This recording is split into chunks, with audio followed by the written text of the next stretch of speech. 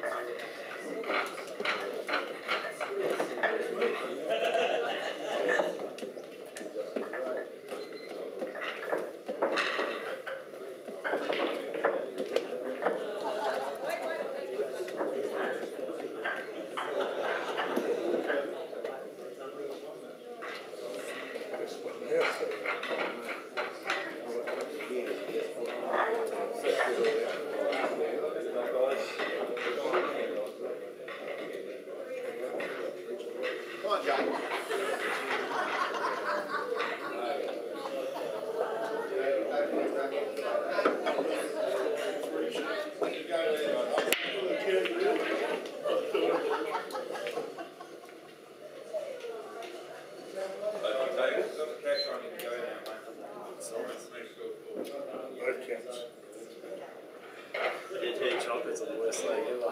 Dead heat. No, it's not. Have you got it? I think I have. You want to make it?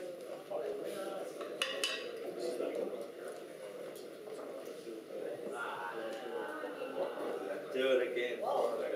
I reckon I'll be fine.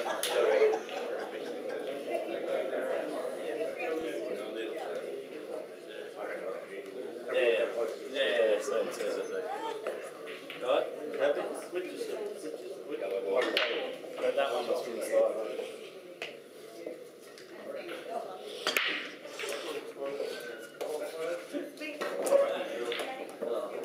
Boy, that's terrible.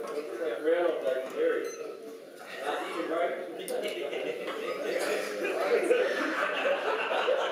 Mate, that was 15 years ago.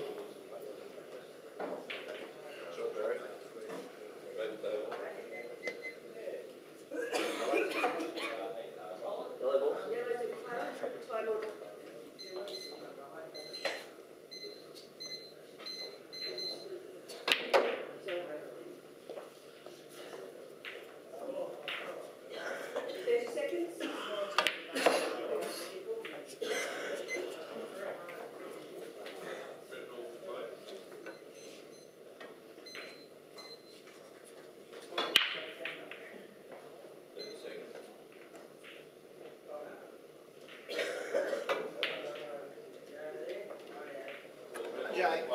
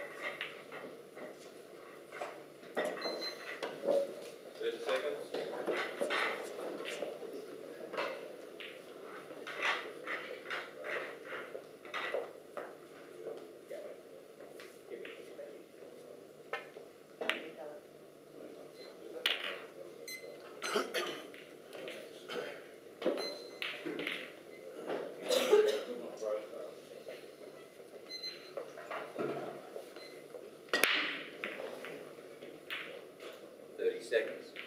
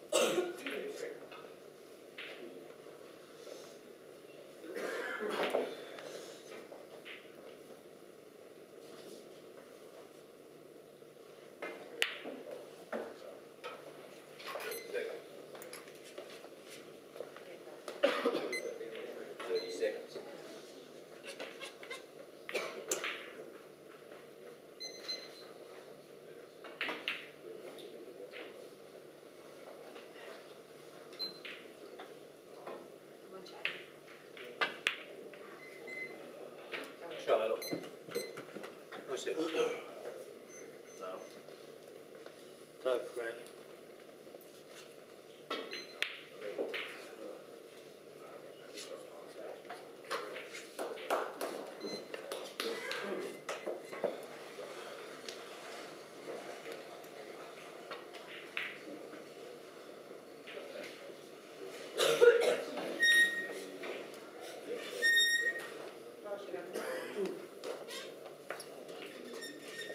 seconds.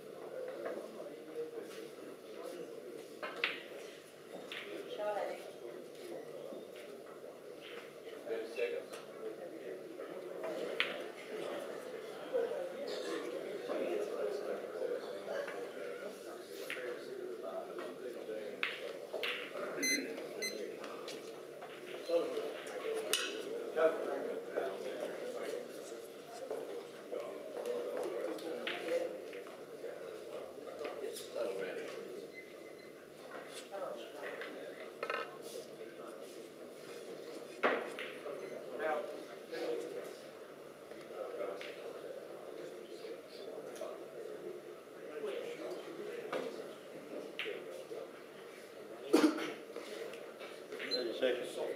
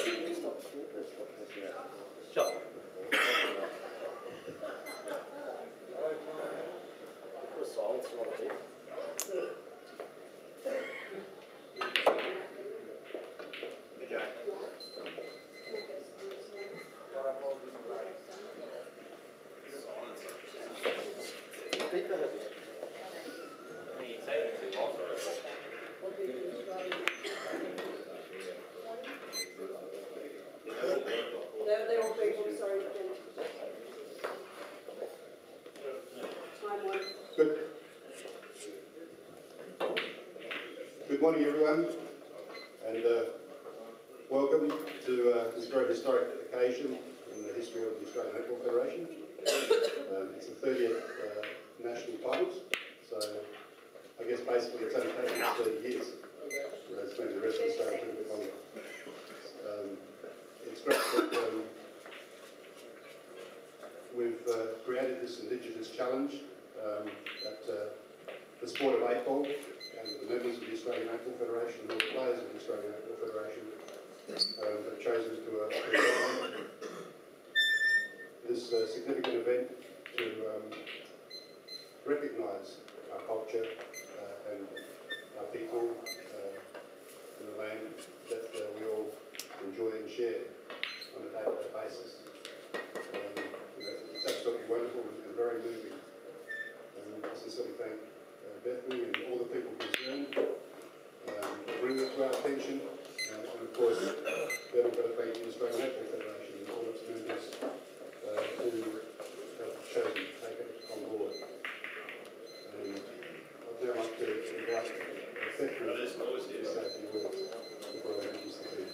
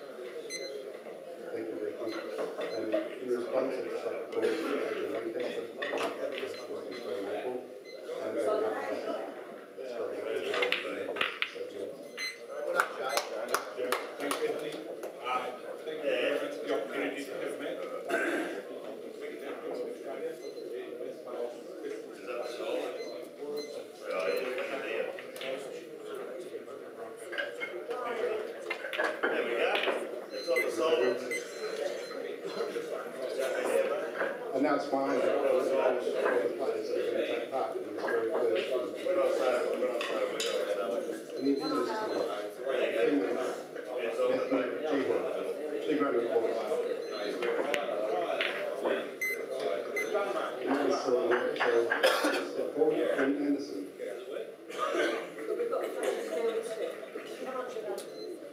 Lisa Sadema.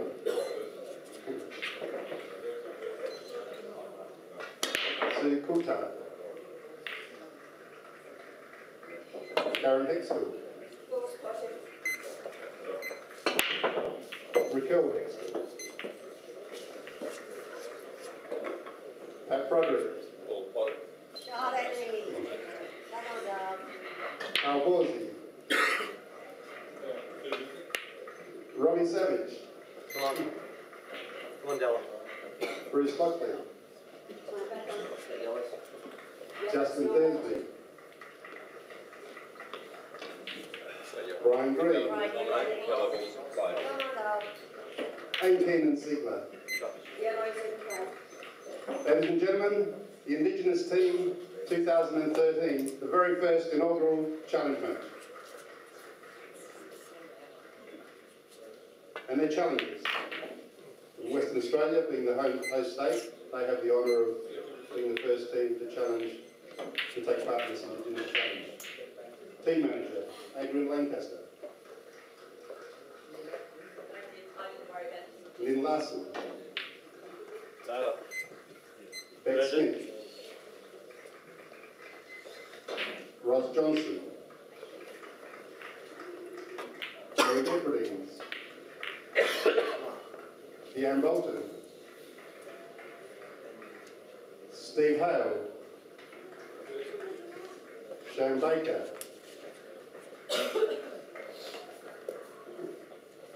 Dick Clark. Wayne Brindley. Evan Briggs. And Jason Abbott. The two umpires, Adrian Lancaster, oops, oh, the coach, Other page.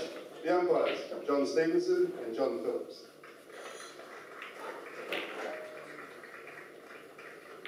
Ladies and gentlemen, let's have 3 cheers for the start of this wonderful event. Hip hip! Hip hip! Hip hip! Hooray! Good luck to all competitors. Have a great time. That's a second.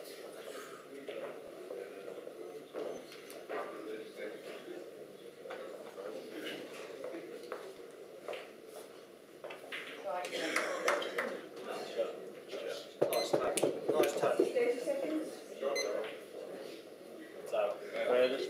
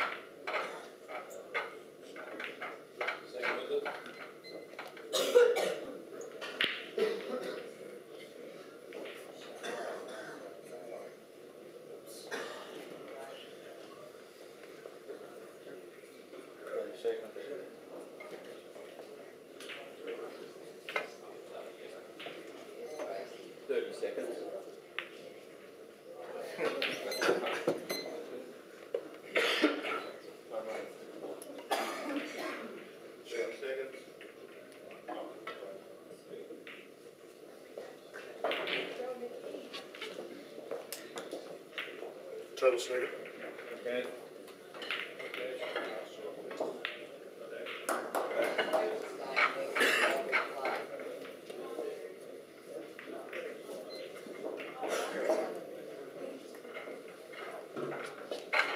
30 seconds.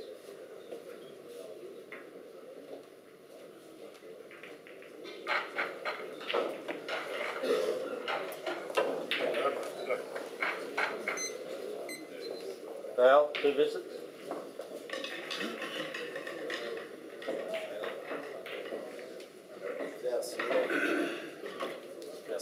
Foul, snooker.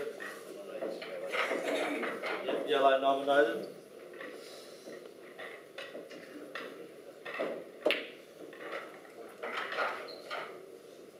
Second visit.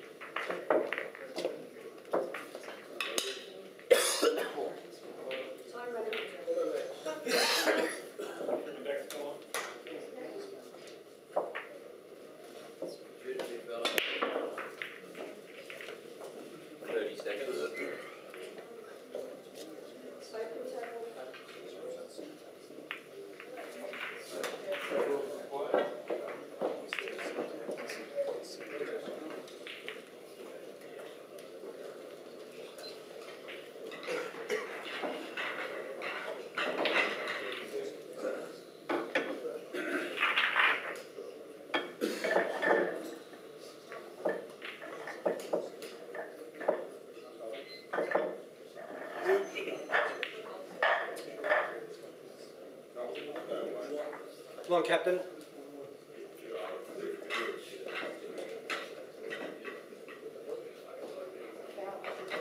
Come on, computer. 30 seconds.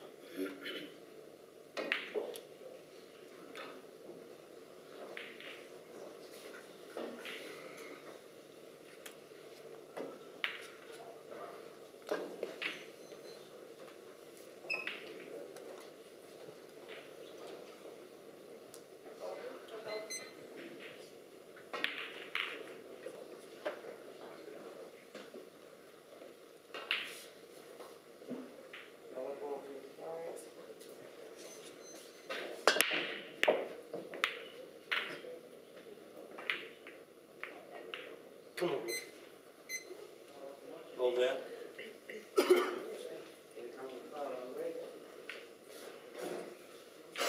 Yellows.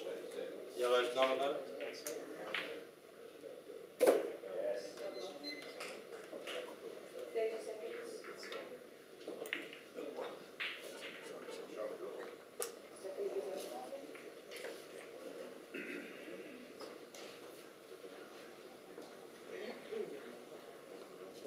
Check 30 seconds. Yellow's McClure.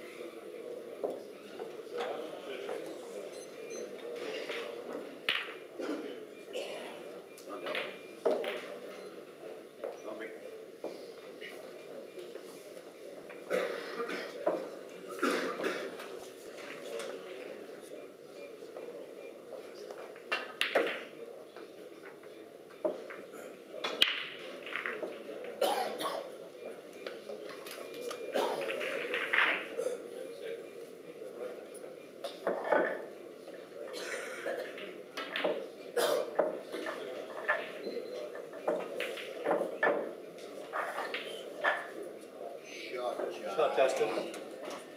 Nice hit.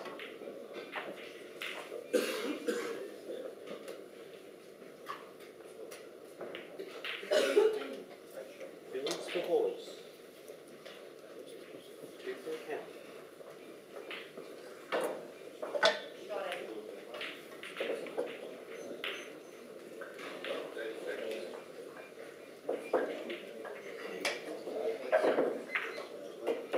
Yeah, tall. Yeah, I heard. Numbered something.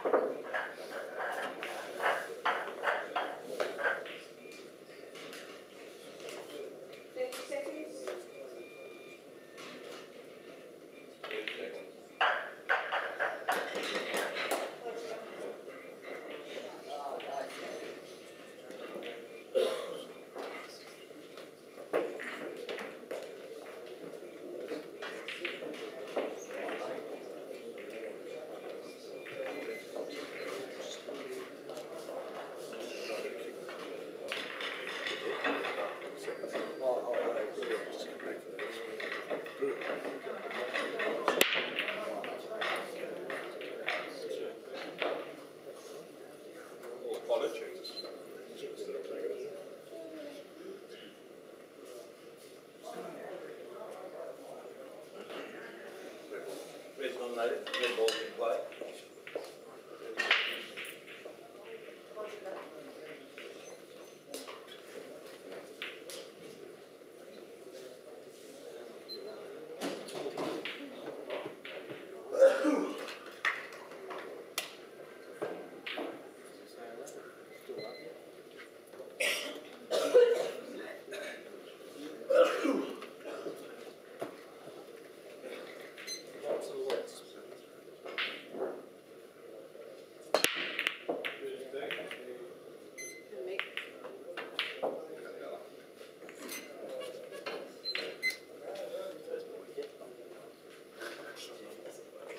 Now, open toes.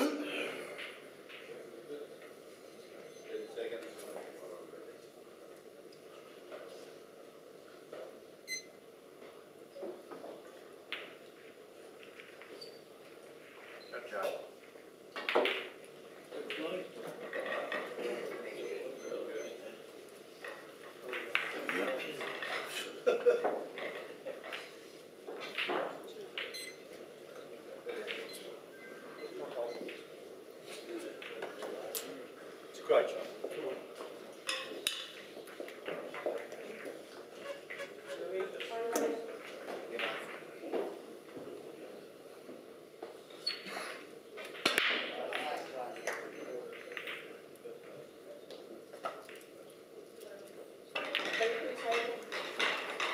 Shot.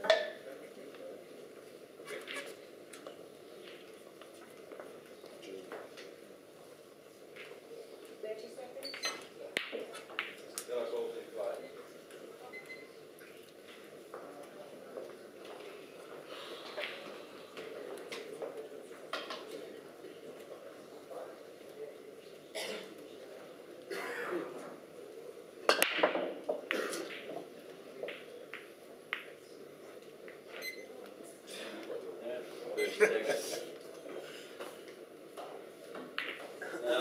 vote total.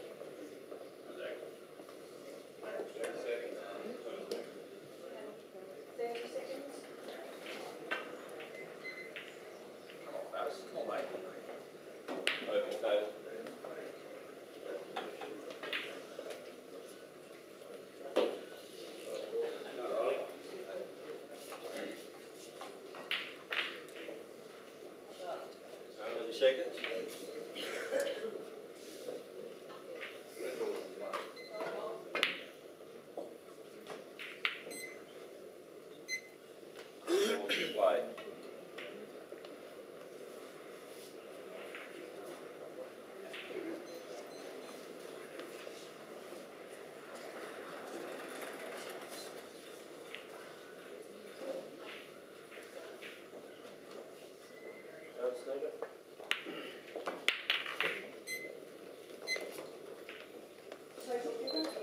Play. Yellow ball.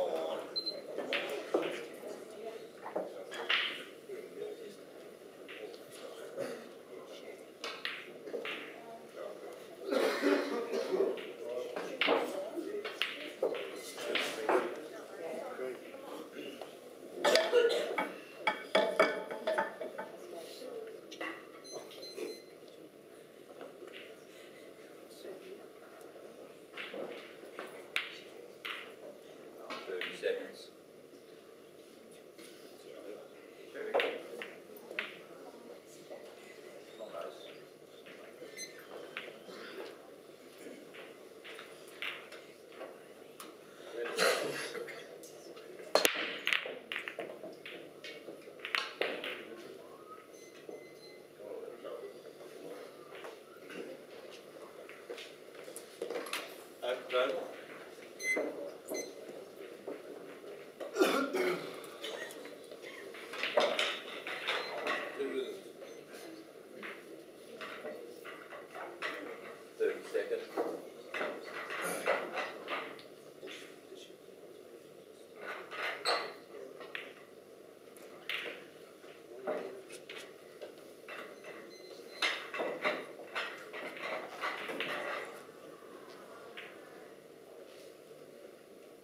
Seconds.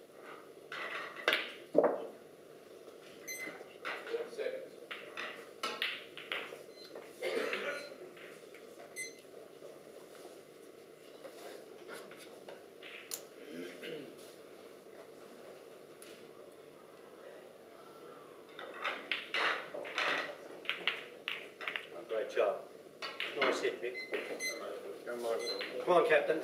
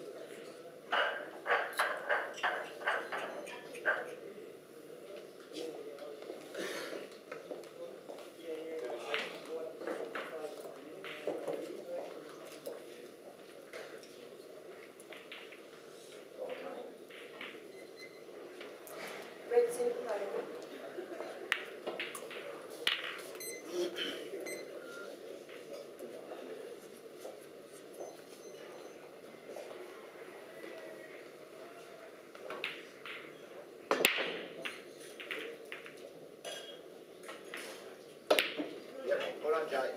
Or Poole.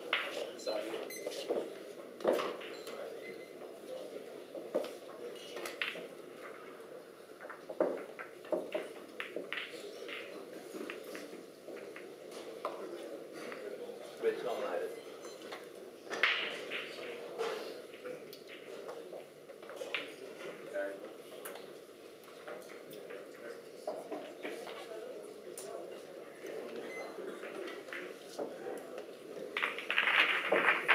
Red ball's in play.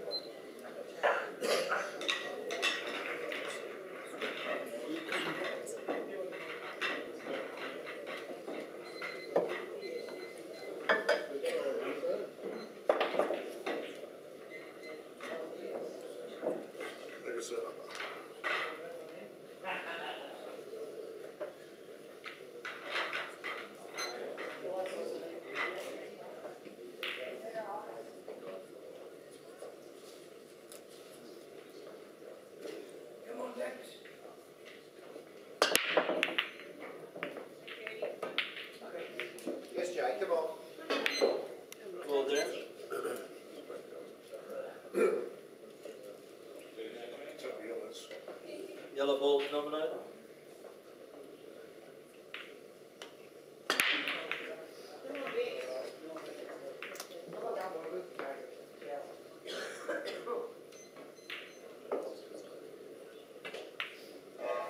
Yellow balls are floated.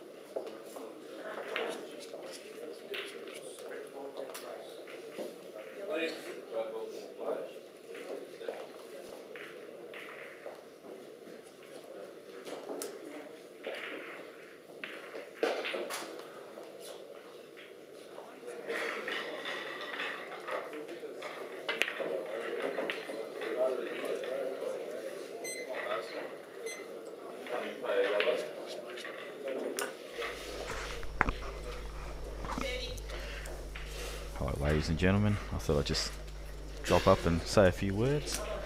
I've been watching Kolbe play, but she's flying, she's 3-0 up, so I don't think she needs my support at the moment. So I thought I'd come and give a bit of insight to some of these frames. I do have to be quite quiet though, because it's not the noisiest in here today. And the tables are quite close to us. 30 seconds.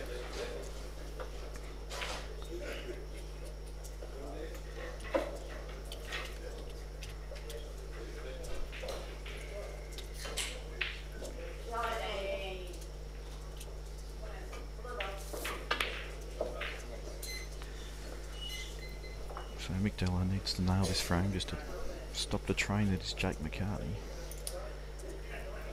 And a lot of people picked Jake to win this year. They felt that it was his time. Still a long way to go. Not just this match, but other matches if he gets past this one. And even if he was to do this, there's not a lot of poor names left in the tournament. In fact, there's none. Every single person in this comp can hold a cue now. 30 seconds. Meanwhile, Phil Reilly has dumped the white Ben Nunan style. And we're just going to flick over that frame while they re-rack. And Benny Noonan's flying as well. A lot of people have picked Ben Nunan versus Jake McCartney in the final since they're on opposite sides of the draw. And this was well before we got this far into the draw.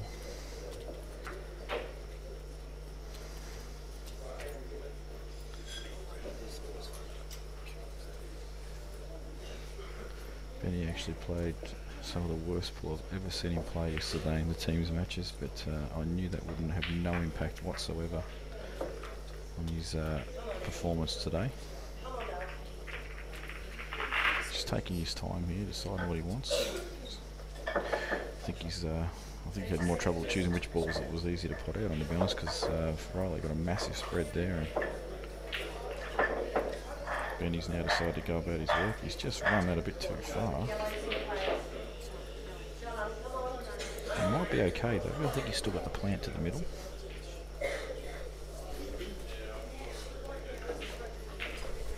And it looks like he does. So he's big sigh and carry on for nothing really there. So he just drops that in. So he'll clean up this middle section of the table now.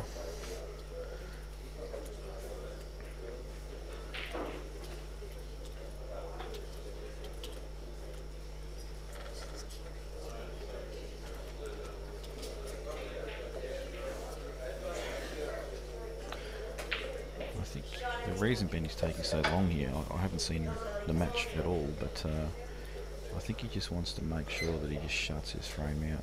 I mean, he's been gifted the frame from the break,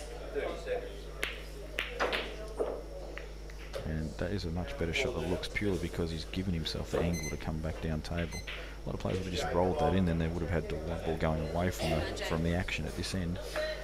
So a very good shot. So I expect Ben now to just slip down, probably onto this bottom ball. He'll want a bit of an angle, just bring the white ball back up. Decides to place the other ball first.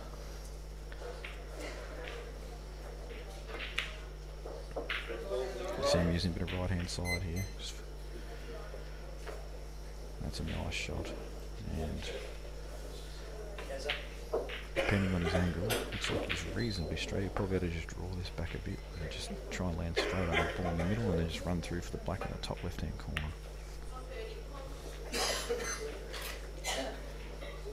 But he might have too much angle just the way he's sizing that red up.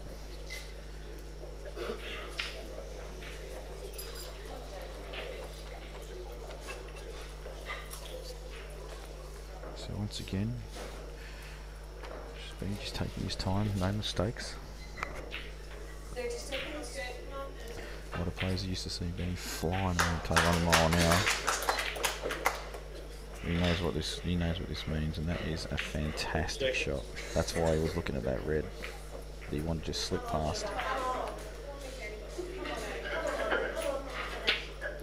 And still playing the black in that corner that I mentioned earlier, but just went a different route.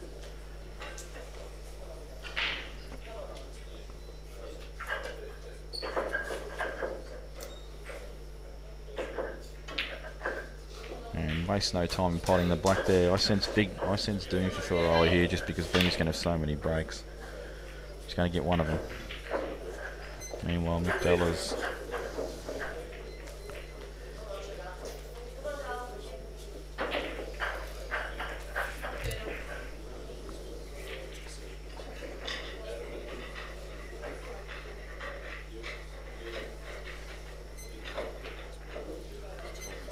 yeah, she's 3. Kolbe's 3-0.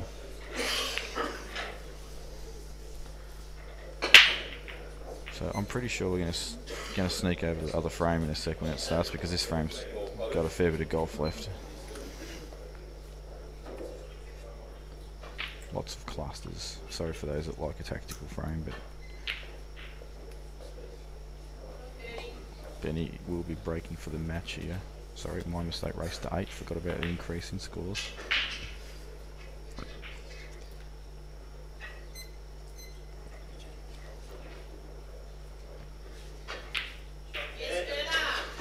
Dunham increases his lead. He is flying as well and decided to give Dax a bit of what he gave Sean Partridge last night. A bit of Vic revenge, if you will. And there are a lot of Vics playing in the room at the moment. I might be a little bit biased, apologise for that, but we have 6 players in total. 7, sorry, because 2 of them are playing each other.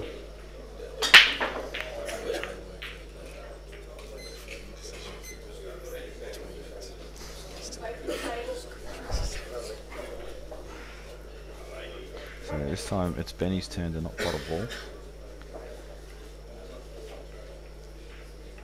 And the computer needs to produce here.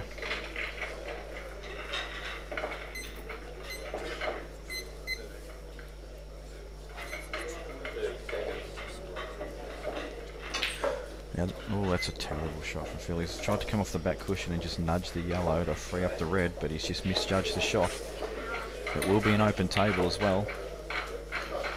And I reckon Benny will take the reds. The main reason I say that, he'll have 2 and he can play a double on the red that's on the left hand side cushion, and if he gets skinny on it he can actually screw the white into the yellow and promote the other red, and then all the balls will be open. Gets the double, he keeps his 2. If he misses it, well, he's still got 1 to finish up. So I expect him to take reds here and somewhere early on in this frame, not late but early on in this frame, to play that shot.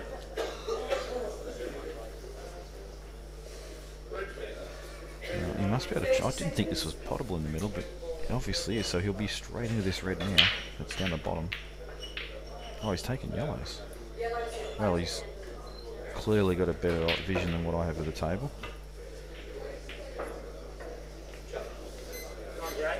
I'm just wondering if. I'm sure he'd know. He's too experienced not to. I'm just wondering if he did know it was an open table. Certainly didn't hear the umpire call open table.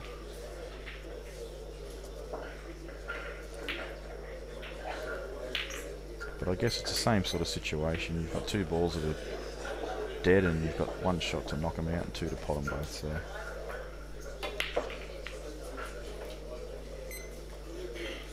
looks looks like he's going to attack that option right now. So just a little flick out here, kicking both out. And probably a little bit closer than Blackie would have liked, but I think it's still available to bottom left. May even take it now. It's right behind it.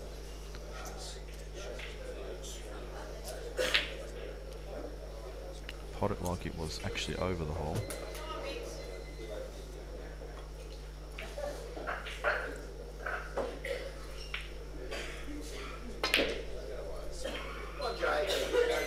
So once again, just a bit of double checking, making sure that the mapped out is correct.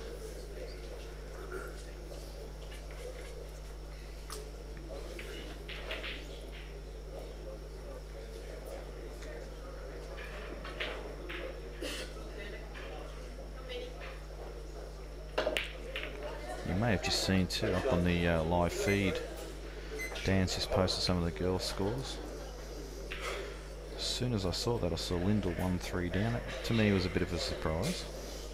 A lot of people have picked her to win it now that Renata and Lisa are no longer in the tournament. And obviously a lot of people have still favoured Kolbe as well. They're on opposite sides of the draw, but they've still both got to keep winning. And there's no way he will make a mistake from here.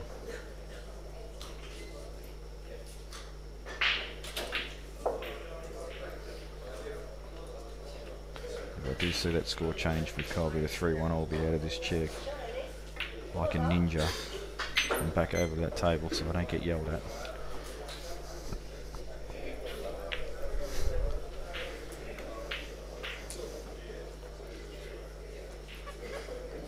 I didn't actually just see one at last frame with Kurt and Dax. This frame's over and I'm going to say this match is absolutely done.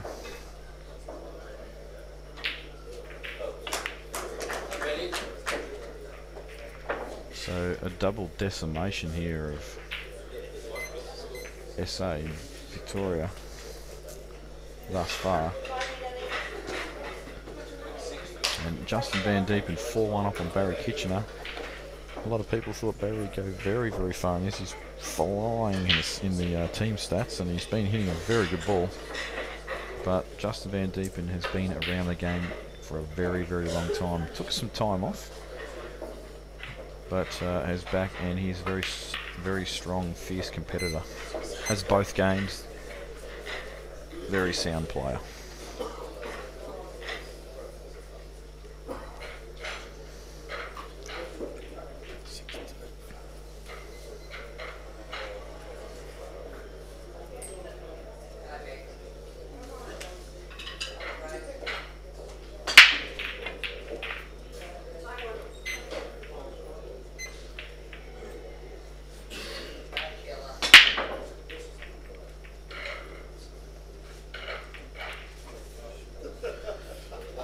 So should Jake and Kurt both go on to win their respective matches, they will draw each other.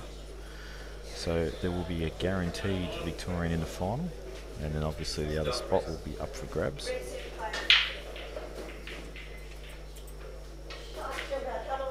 Great shot here from Phil Reilly. Actually wanted probably to pop the ball in the middle and just promote the red, so he kept in prime position.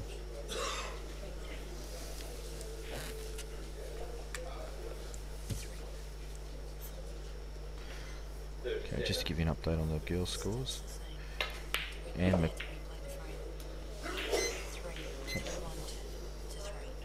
McLauchlan is 3-1 up over Tania McClure.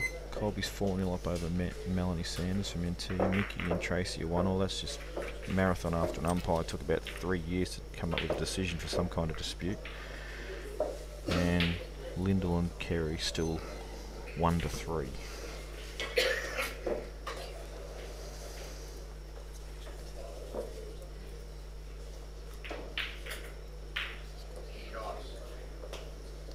And Benny Nunan here, I think, will close this match out in about a minute and a half to 2 minutes. He is flying now.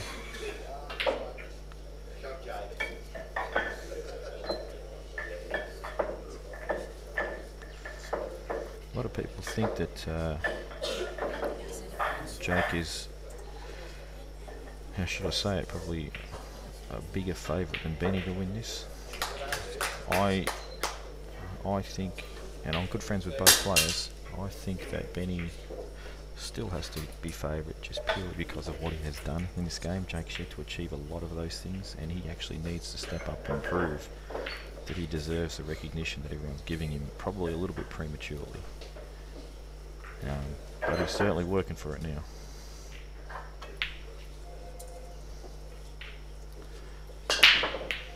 That's certainly not taking away from the talent that he is, because he is a freak show. So a little nudge on the black here, just a little one. Keep it in play and pot this draw off it. Same pocket for the yellow, providing he's got the right angle. Yep, he does. Probably come further than he wanted to, but he'll still be okay. Probably just check in the middle, because if it goes in the middle off the red, it's a no-brainer. Just stuns behind it. Otherwise, he may have to come off back cushion and back up the table.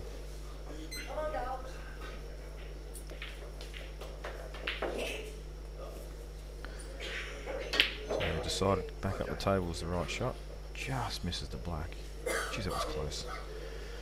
Just a little bit too much action on the white. You might have thought he put some side off it, but it's actually the bottom reacting off the rail. It looks like there's a bit of side on it. And in it goes. Ben Nunan has closed out this match in style. And from what I actually saw, it was a steam train of an effort. Reilly just didn't really get going. But he is a true professional and will live to fight another day. Kurt Dunham in the background here, looking to go 7-2 up with a ball down the rail, pots it like it wasn't even there, and he will definitely go 7-2 up here unless he just gets a giant kick or something stupid. In it goes, 7-2 to Kurt. It's a Vic smashing at the moment. It's destruction everywhere.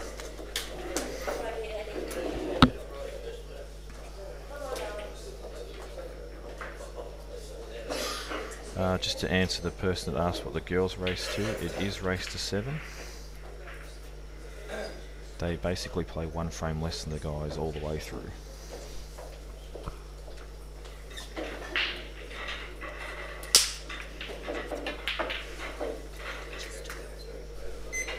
Yep, so as you can imagine, 1-1, that frame's got about, I don't know, well that match has got about another 6 hours.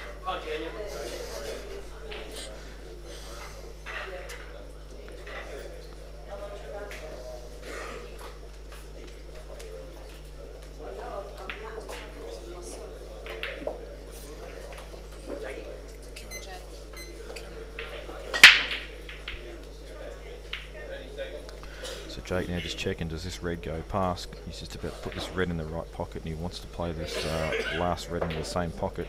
May have to check it up a touch. No, plain ball, he had the angle. He's actually underhit it. Unless he was fooling everybody and it wasn't on, he's going to play it off the yellow. So I wonder what he's doing there. He's just checking to see what angle he wants to cannon the black, because he's obviously going to go into it. He wants to push it. He basically wants to push it to the right-hand side cushion and then just bring it back to the middle, so it's going to be on. Once this shot's completed, well, he's just hit it on the wrong side, but he should still be all right. Once Jake plays his shot, we're going to switch over to Kurt Dunham and Dax Wasley just to see if this match gets closed out or whether Dax lives to fight another day. Well, I can tell you Kurt's just missed. Not the easiest of yellows, but he has missed. McCartney makes no mistake. He is decimating Delahunty now. And from what I can tell, not a lot being done wrong by a lot of the guys out there. So the Dax man has screwed back miles and nearly gone in off.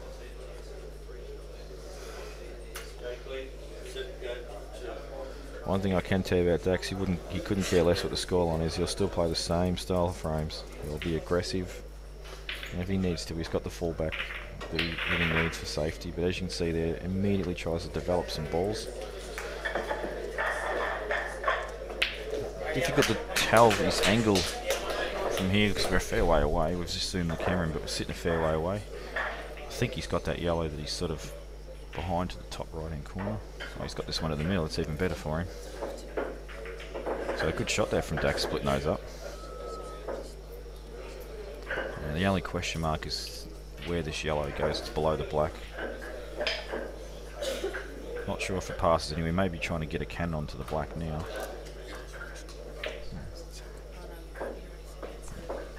Good shot there from Dax. Great shot. Looks to be in perfect position now.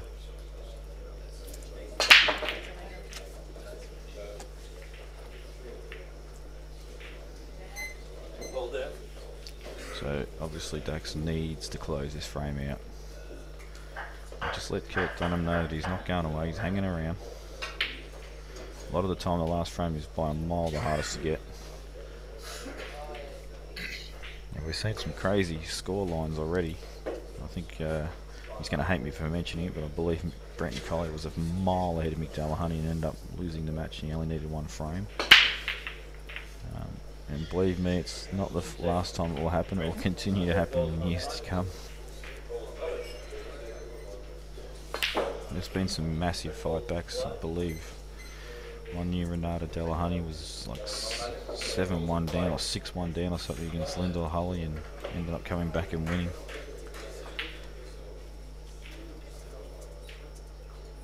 It'll hate me for saying that as well. And Dax has missed the black. Kurt Dunham with it all to do here. He's got one dodgy ball unless it does go in the middle. It does look tight to the rail, but hard to tell from here. It does look pretty close to it. He may even snooker right behind it if Dax doesn't have a clear path to get to the black. If it's on though, expect Kurt to take these on. He may even try and develop it.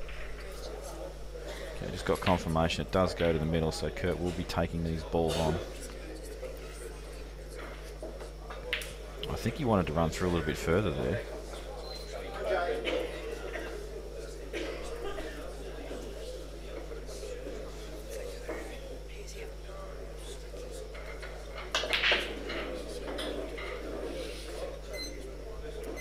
Okay, there's been a frame finished on Mickey and Tracy's table, finally. Not sure who won it. They're still chatting about something. They just need to get on with it, I think. Although Gordo's umpiring, he's pretty experienced. He's having a bit of a laugh, so it must be all good.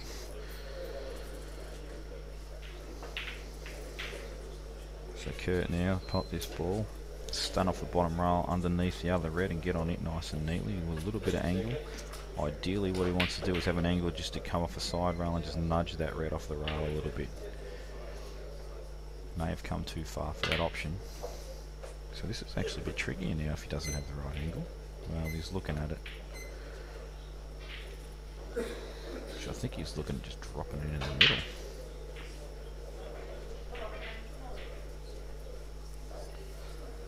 So let's see what angle he's got. Well, he did have an angle, so I'm really surprised he didn't actually go into that then, but looks like he's dropped onto the side rail and can play to the corner.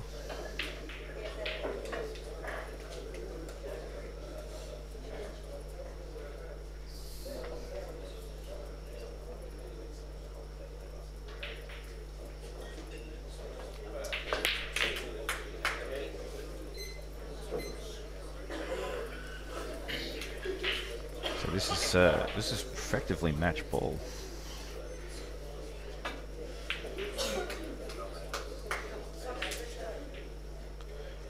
In it goes. He's got the perfect angle, I can tell straight away.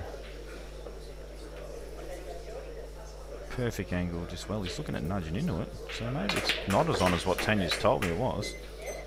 I just have to believe it is on, otherwise he wouldn't have left it to a last like this. He maybe wants to just flick it just a touch, just to make absolute sure. Well, that's exactly what he's done.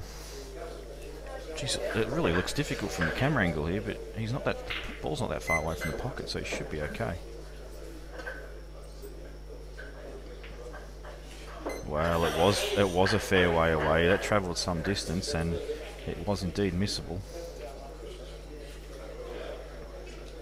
Yeah, I think Tania's given me some false information there.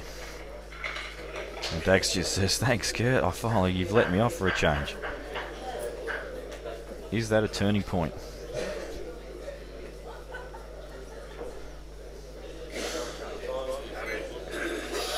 So we'll just flick back over to this McCartney Delahunty match, and McCartney looking like he probably wants to close out the match here.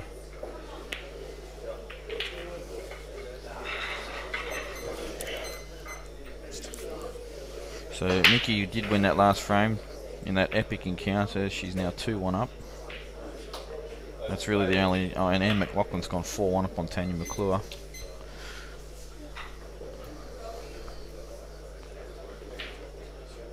And I must say, I've just snuck a bit of a look here and there at Anne McLauchlan and Tania's match, and Anne McLauchlan just didn't seem to be missing much at all. I saw her miss a couple of balls, but aside from that, she was just making some fantastic shots and producing some good outs. So obviously feeling good. And Tania's also been playing quite well too, so it's been a pretty good standard match, that.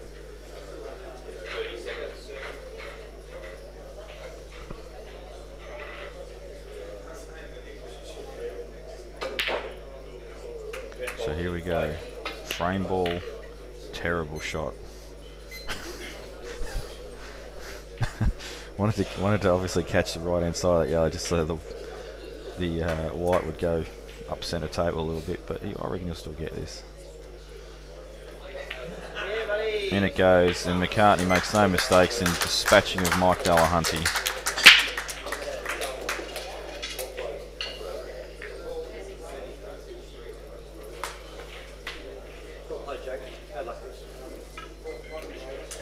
And I'm just going to go and give him a quick high five. I'll be back.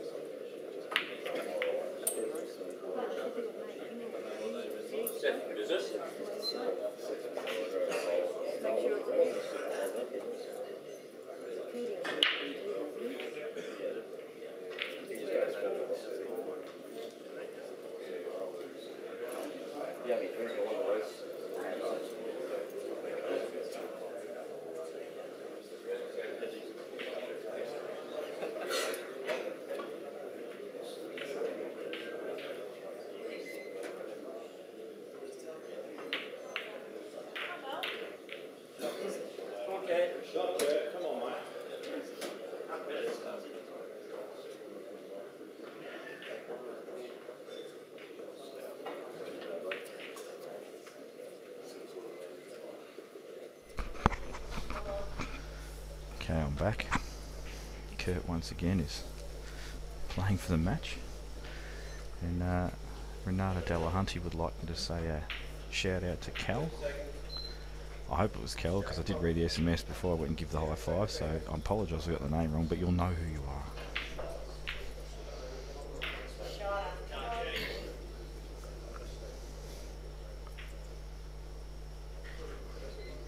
So, bit disappointed, Dan, to not see Gus Giorgio down here this morning. He's been king of the mic this week. He said he was coming down.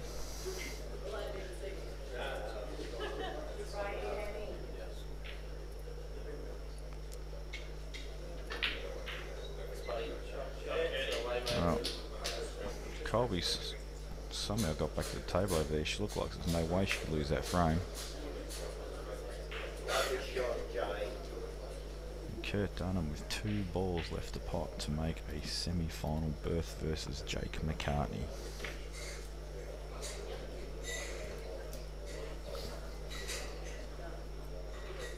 And there is a massive Vic train. You can't see because of the light show, but there is a huge Vic C behind him. Just come a touch too far with the white just to make this an easy pot. I think he's playing to the middle, is he? He is, and in it goes. White ball is safe, and Kurt Dunham goes on to make a semi-final victory. Dax Wasley fought hard, but in the end, there was too much potting power from Kurt Dunham to close out the match.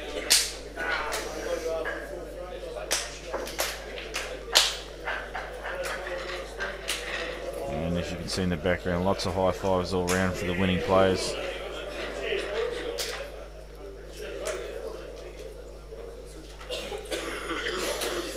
And the Kurt Dunham-Jake McCartney match should be a ripper. It's a bit of girl action now, and we've got... No, it was flicked back. Justin Van Deipen 6-3 up. Once this match closes out, we'll switch over to the girls, because, as I said, that match with Tracy and Mickey was only 2-1, so there's a long way to go before that match closes out. And Kerri and Lyndall... Actually, there's probably an update on that score, we just haven't got it yet. Currently 3-1 to Kerri, but I'm pretty sure that will have updated. There's a lot of balls on the table, so they would have at least completed another frame.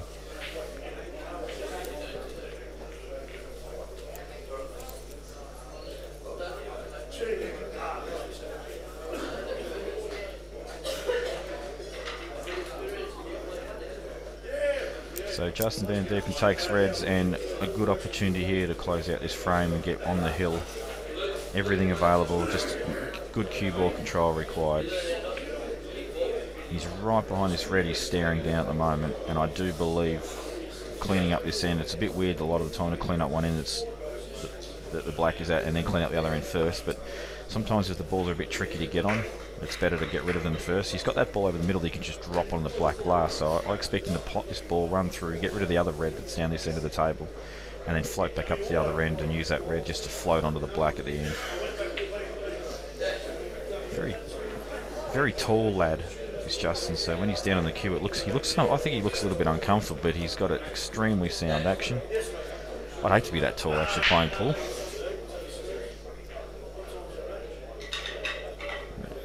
Very, very little movement. You'll see as he plays his shot, nothing will really move that much. As you can see, still as just a slight bit of movement up and down as he feathers, but that's just because he's hitting the white ball lower than sort of normal, so he had his cue slightly elevated. And just naturally he'll have his cue a little elevated just because of his height, but I think that's why his stance, his action looks a little strange, because he does try and get as flat as possible to the table. The umpire wasn't in the way, he'd actually said what I was talking about.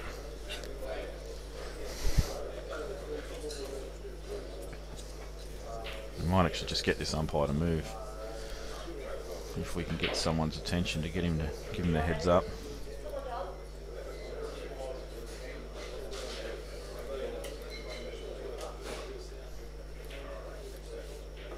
Well, we'll wait till this frame finishes before. So Justin's actually run way too far then. Where that white's landed, now we can see the table. He actually meant to land behind that red, more to the left, so he's probably overhit it by a foot. Now he's giving himself a bit of trickery. Don't think it passes top left. Don't think it passes bottom right. So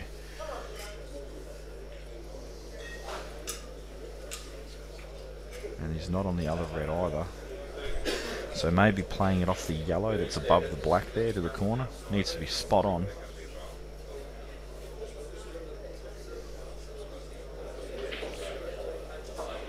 Looks like he's going to chop it in the middle and try and go around the angles. And he has got just under hit it. He definitely had a shot on the red. It wasn't prime position, but he certainly had a shot. He would have accepted it. So Bazza now will just nudge this yellow off the rail. He's landed on it nicely, expecting to clear, but this is 8 ball. Well, that's gone. That's actually a very poor shot that he's got away with there. He didn't really want the white flying that much, but he'll cop it. So just obviously you can't see anything at the moment. We'll just I'll have a word with the umpire into this frame. Won't interrupt the middle of the frame, just to make him aware that camera is actually there, and he'll adjust his positioning accordingly for future frames. So, as if I had ESP, he moves perfectly out of the way of the table.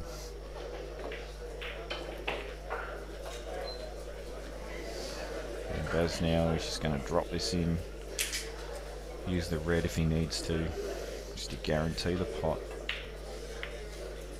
And runs through nicely for that yellow. It's going to the opposite centre. He'll drop that in, play the yellow, and it should be a 6-4. Justin be kicking himself there. That was a pretty easy out. He did all the hard work.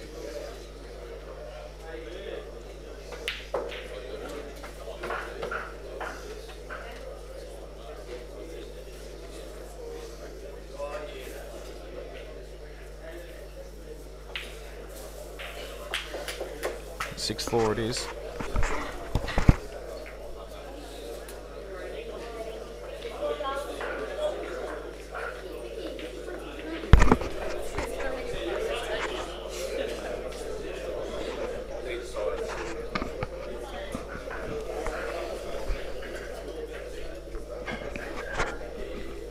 So Kimo's just come back now with an update on the girls' score, so I'll give them to you in a sec.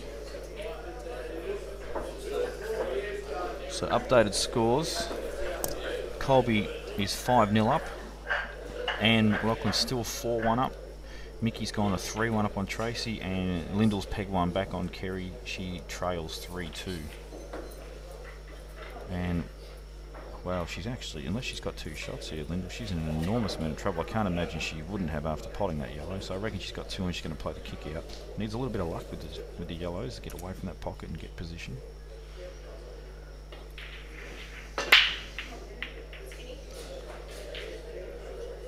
And she hasn't kicked both out.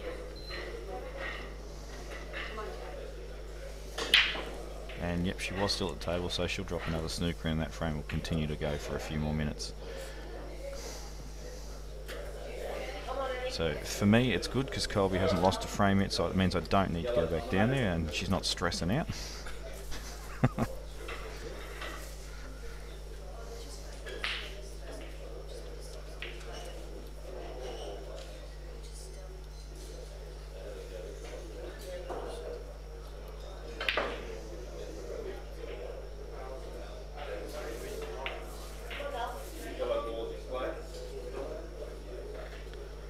Justin gets the first opportunity again.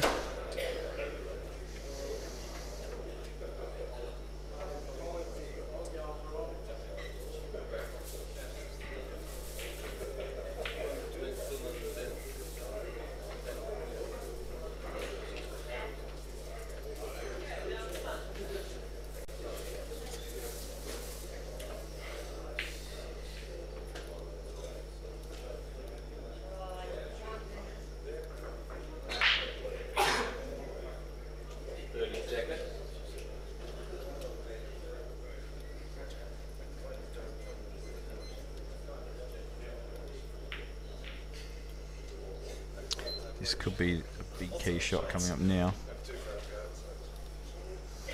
may elect to pot this yellow and go into the pack because I think that yellow that's in the middle of the two reds there doesn't go anywhere except maybe top right.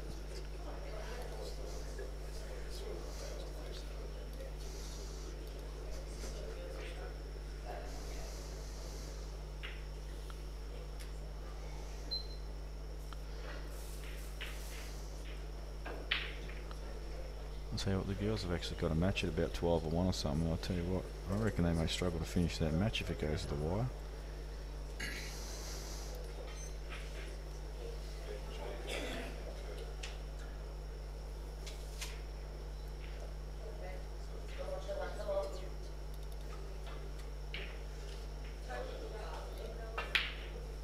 Oh, unexpected miss.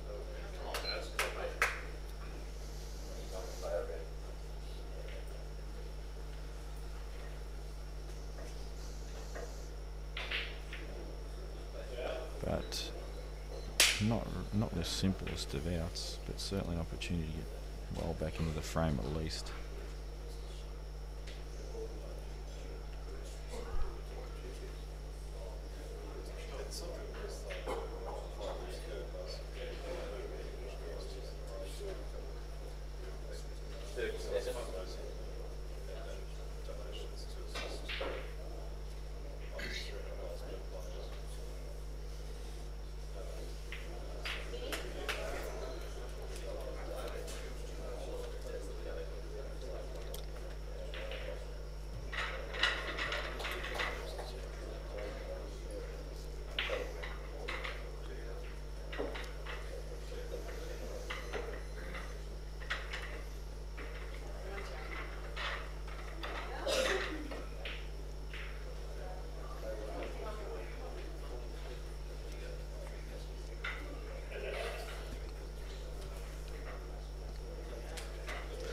So, I'm a bit surprised about that shot with Barry because he's not really promoted his ball, and if Justin does get out of this snooker, well then he's really gained nothing. He's just flicked it and fallen okay. The only reason I can think he's played the snooker there is that all the reds are on and he just didn't want to, I saw all the yellows are on, he just didn't want to leave him a chance to pot out, but I just felt that if he put that red over the pocket it might have given him a bit more control for later on in this frame. Man, that red's horrible. And potting this is just going to open up the frame for Justin. So I'm not sure what the plan of attack is here, but Barry Kitchener is a very sound player both with his attacking game and his tactical game. One of the reasons he's doing so well. And he also represented Australia this year in England. I believe he was captain, and I think he might have been one of the only couple of players who finished over 50%. And believe me, when you go over there, it ain't an easy task to do. It sounds silly, half your frames, but it's not as easy as you think. In actual fact, a lot of players are happy just coming away to the Nationals and getting over 50%.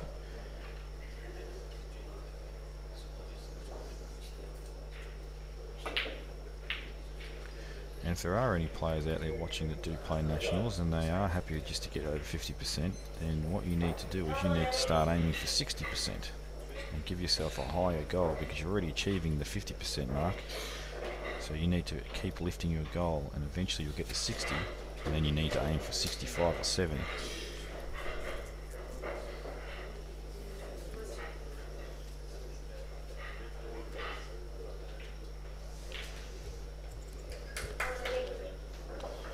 Just check my phone as whoever the hell that person is. Oh, it's Bobby. And I've got nothing on my phone.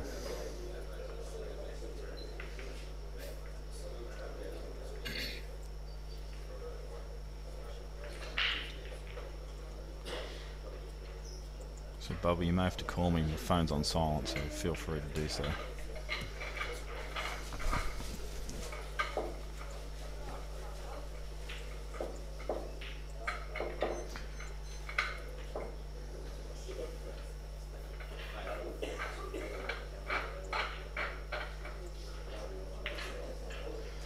Doesn't want to pot this yellow.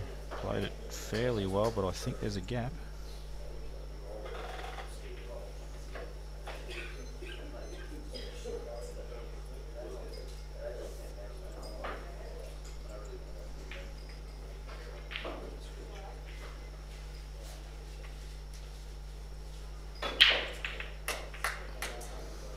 So this red that he didn't promote earlier is going to come back and cause a lot of problems.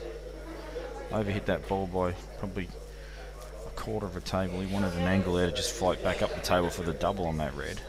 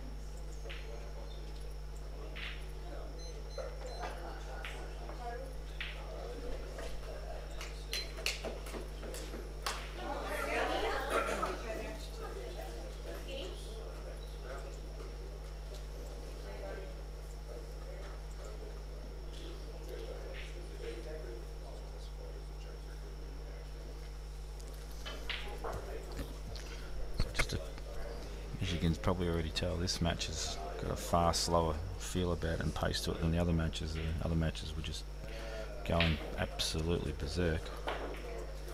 This frame's become quite tactical just due to the nature of the right hand side of the table, those two balls near one another. And also, this is the closest scoreline of all four matches as well. So intended to cut off the ball on the side cushion now, I'm pretty sure, but hasn't actually covered either ball. So Barry might actually be able to just flick off this red and take the white ball up to the right corner and not actually leave much for shot on. I have to be honest though, if I was Barry, I think I'd have a dip. I think I'd take the face cut double on.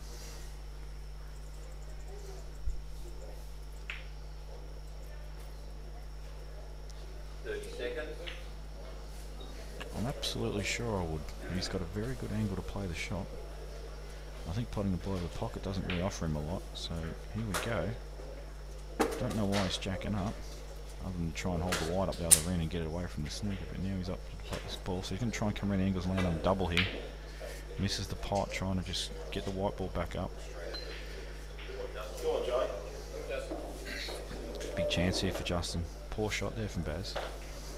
I think he just got stuck in two minds there. He was sort of rushing himself towards the end, probably running out of time, and just decided to just pop the easy ball. And I hate to keep saying it, but that red that he didn't promote earlier is actually probably causing so many issues this frame.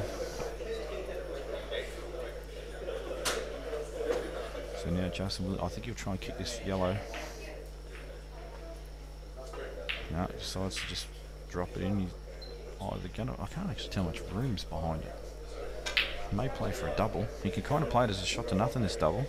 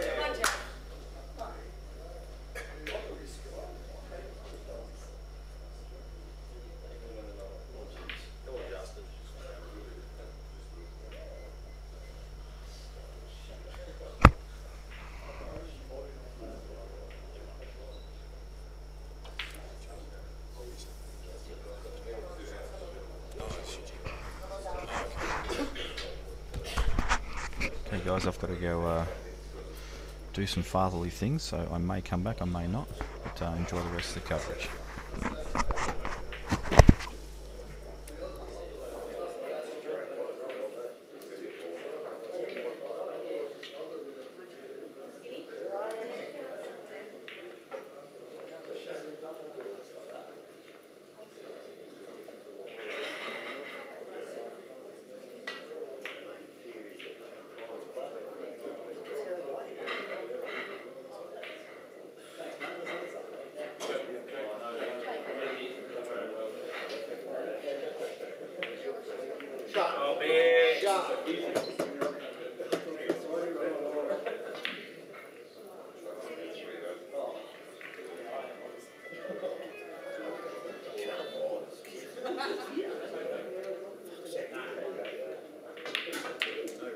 Well done.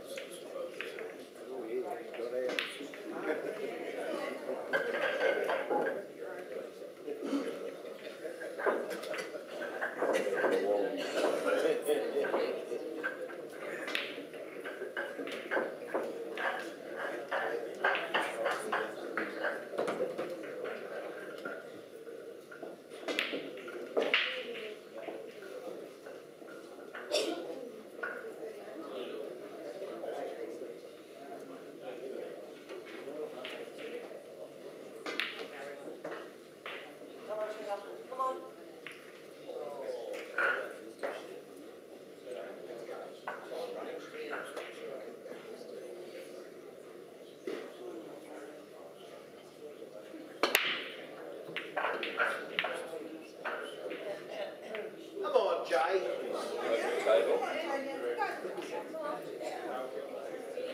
Come on, Jay. Come on, mate.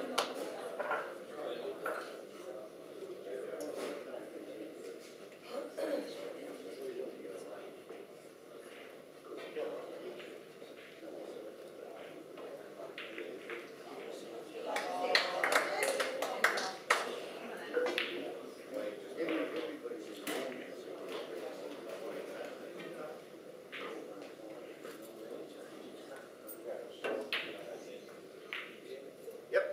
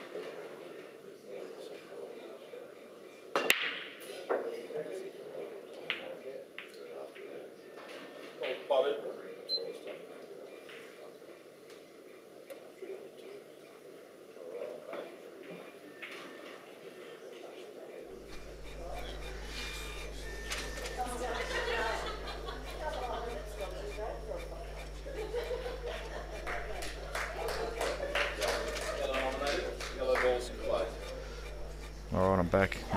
Not sure if you got the score updates or not. McLauchlan's 5-1 up on Tania McClure. Kolbe 6-0 up on Melanie Sanders. I think Mickey just went to 4-1 up on Tracy. And the Colonel just won that last frame. I don't know whether that was 4-2 or 5-2. So 5-2 to the Colonel. She's flying.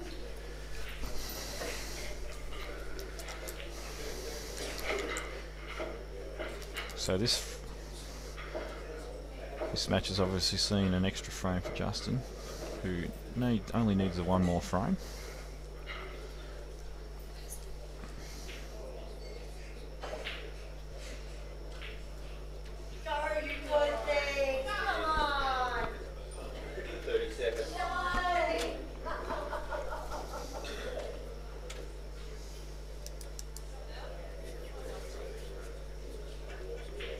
I've actually just gone to Gus Giorgio's room and I've just given him the biggest wake-up call of all time. He was still asleep. Absolute disgrace.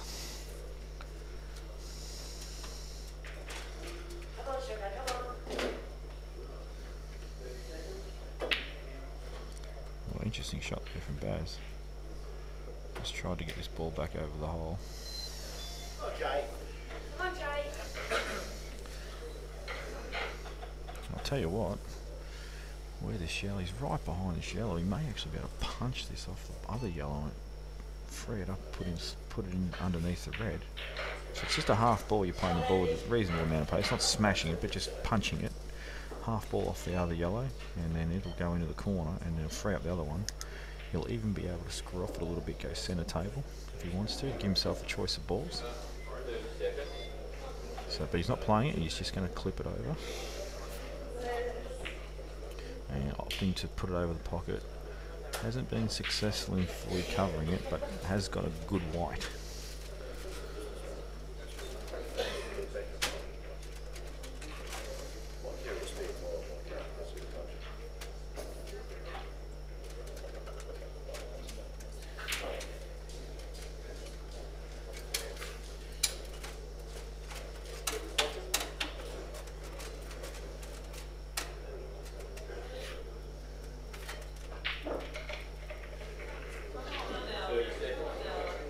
Can Peach Fluff please reveal who they are?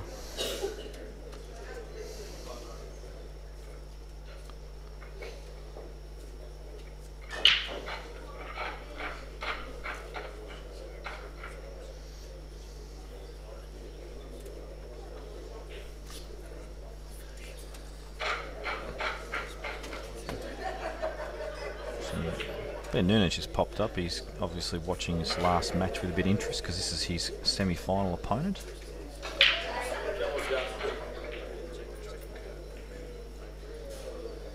And yes, it's been a this match has probably been the only match that's had any tactics to it whatsoever. The rest of them have just been pot fests. And I do believe that probably Justin's forced a lot of that because he does play a steadier game, a much more percentage-based game. As he covers the hole and secures that pocket. And Bazza is in a fair bit of hurt right now.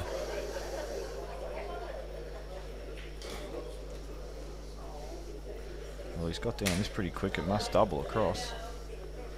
But he's decided against it. Either that or he's just decided to have a look at any other options. Wouldn't hurt him to take a walk up under the table here and just have a different perspective of what's going on, because he's in a lot of trouble. It might not hurt to start doubling some of those reds down.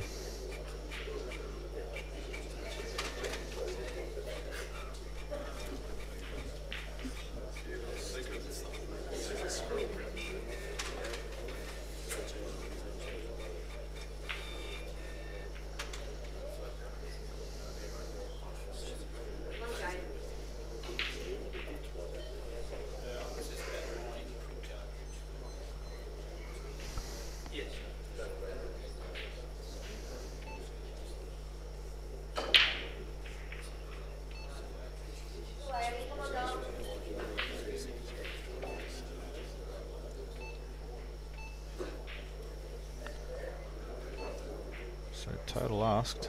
Umpire's like, check the other eye now. Must be close. He looks up and goes, what do you think, Justin? If you think it's a total, we'll go for it. If not, then we may have to bring in the head adjudicator. So Justin has a look at this. Must be very, very tight. So he's also done the double wink, check both eyes. And he has said, yes, give the man a total.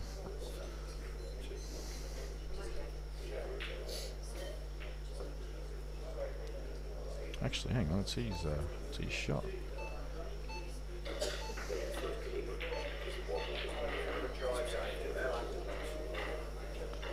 That is an excellent shot. I'm not 100% sure if that was what he intended with the white, but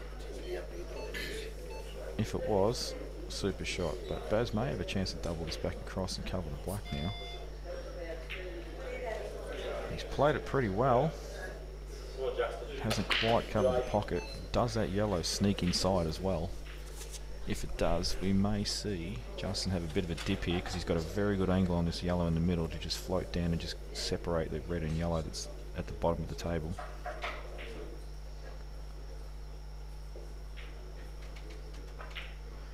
There it is, just the thinnest of, that's all he needed, that is enough. It will now pot.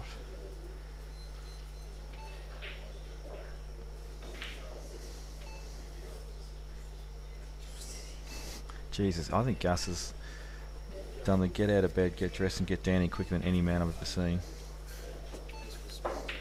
I've just been told Benny gives him a good rap for coming down and supporting his match. And Kurt and Jake, probably deserved.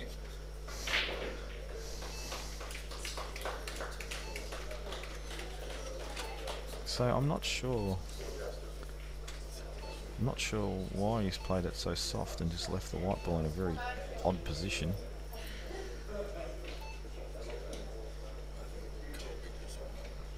Looks like Kolbe's just whitewashed Melanie Sanders 7-0. She'll be quite happy. And she's actually playing with my old cue, and the ferrule is actually bent. I don't know how it's happened, but the ferrule is very thin on that cue and it's actually bent and the tip is still sitting there okay, and it's hitting the ball alright, but if it starts to crack, it'll be confiscated from her immediately. Good shot from Justin, and this, is he straight is the question. Does he have angle? If he doesn't have angle, this is going to be tricky.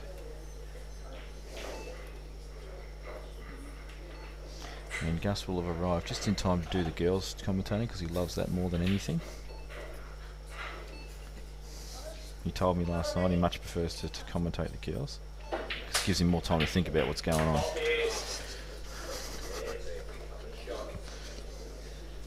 And a good shot from Justin. So he will be facing Ben Nunan, who was on fire earlier today.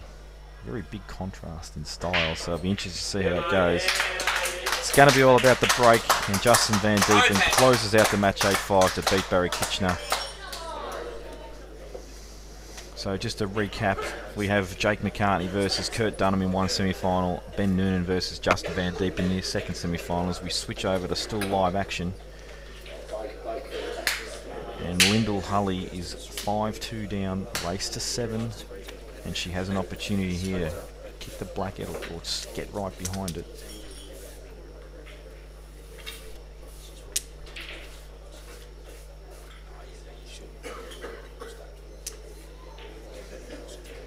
Great shot there from Lyndall. She's just stunned it a touch too much to land right behind the black.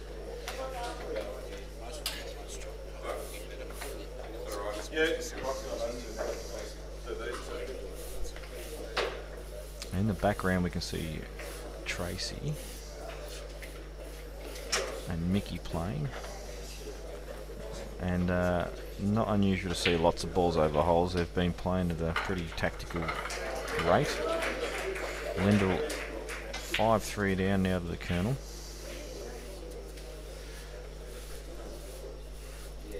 And I will go and give my missus a kiss, cuddle and high five, or all of the above, and be back.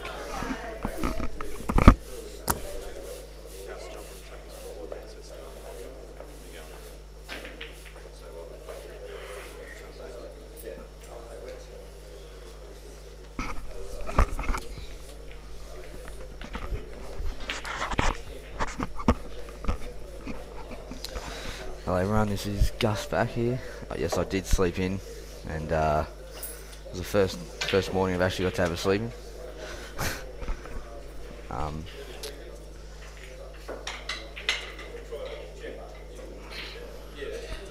This is Kerri Collins leading Lyndall Hulley 5-3. This is, well, in my eyes, an upset here.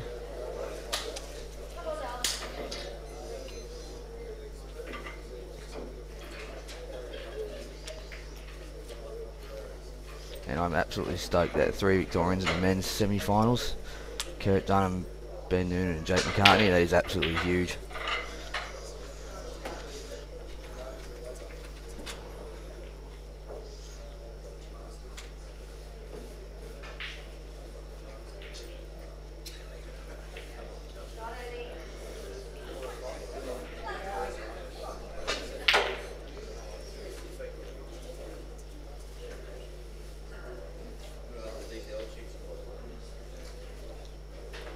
So it's going to be Lyndall Hulley to break here. To try and get it back to 5-4.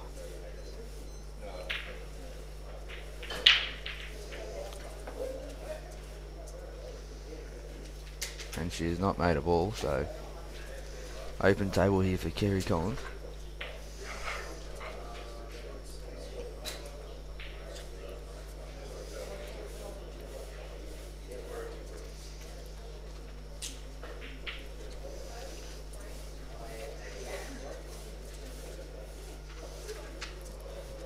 I reckon she'll be taking the reds here.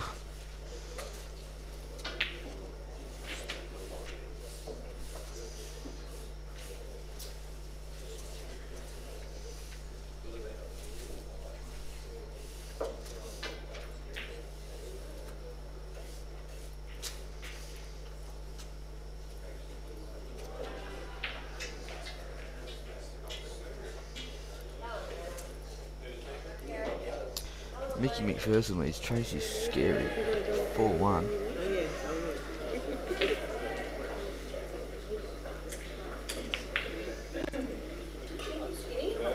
So Kerri's actually going yellows here and trying to cover that bottom left hand corner. I don't think she has done that. I think that does pass in the corner.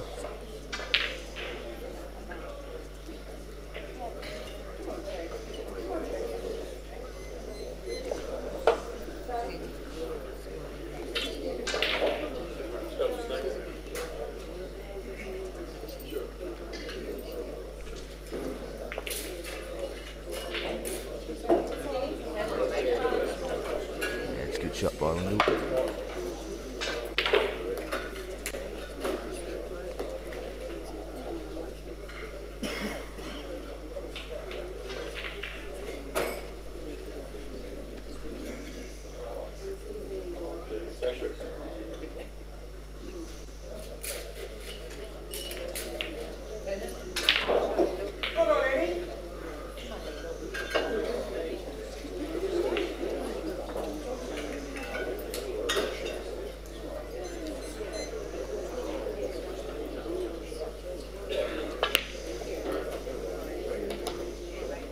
So all the balls are here.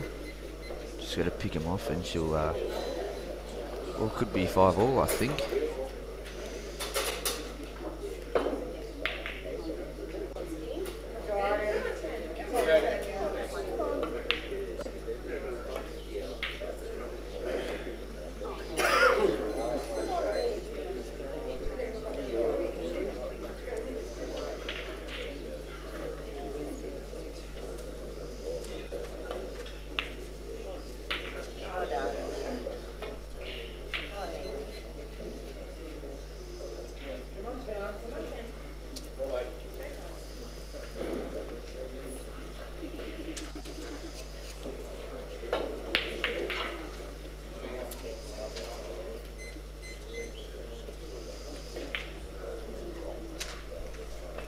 So these are just too easy for Lyndall here. She's played these really well.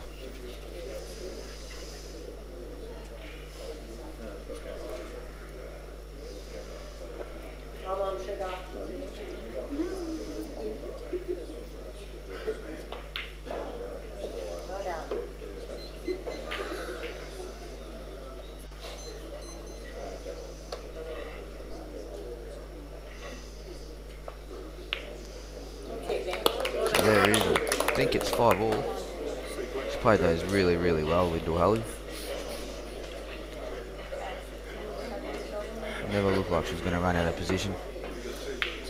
Had the cue ball on an absolute string there.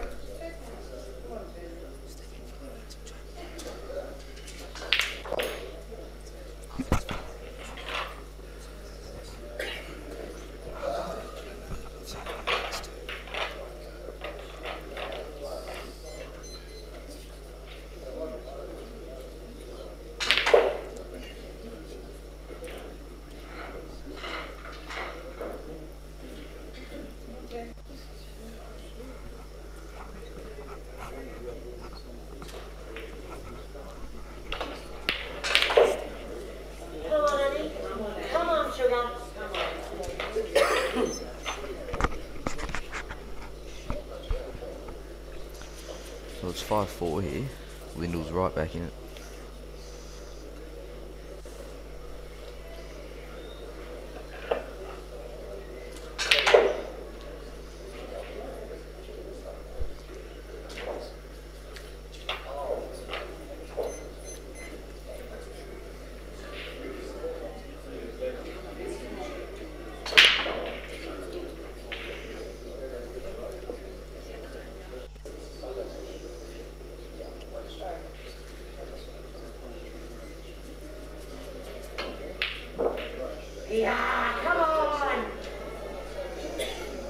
So Kerri comes to break, leading 5-4. Should love a ball for the break here.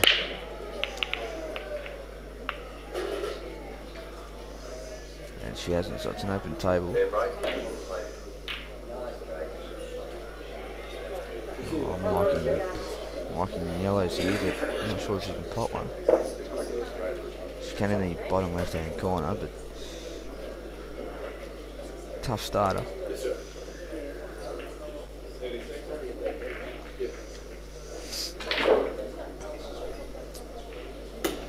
She may be forcing to take in reds here. So that's what she's doing, taking the reds. The problem, boys, obviously that red on the left hand side rail. I'm not sure whether that other red next to it passes in the left corner. But if it does, I reckon she'll try and land on that and extract the other red out.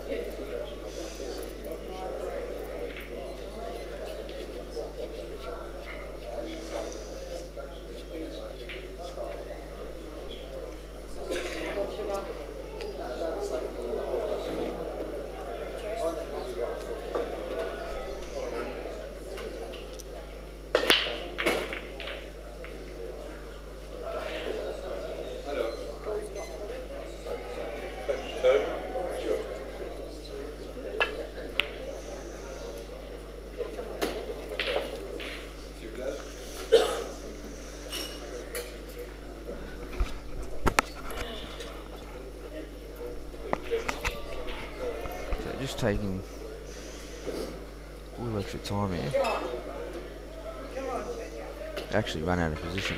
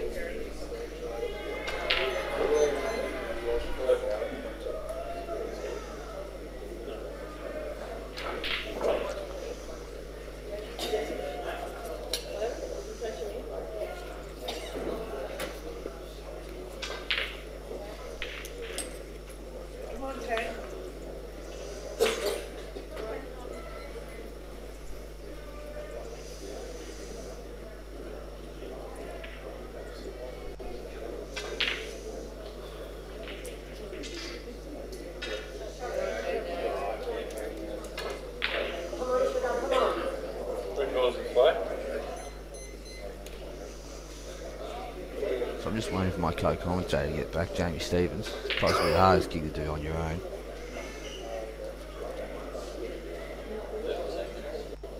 But he is the expert commentator of World 8 Ball. He absolutely loves it.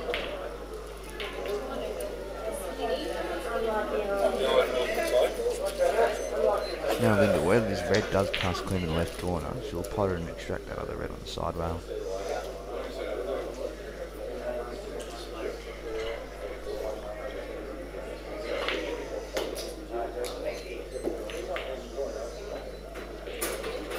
Well, I think it's a poor shot. It did pot cleanly and she didn't even try to move the other red.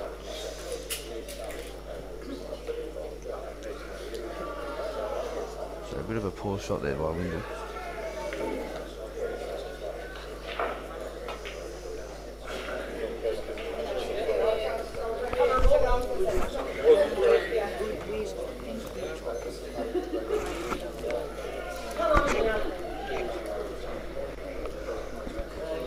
So my co-commentator's coming back. He's, Yes, that is.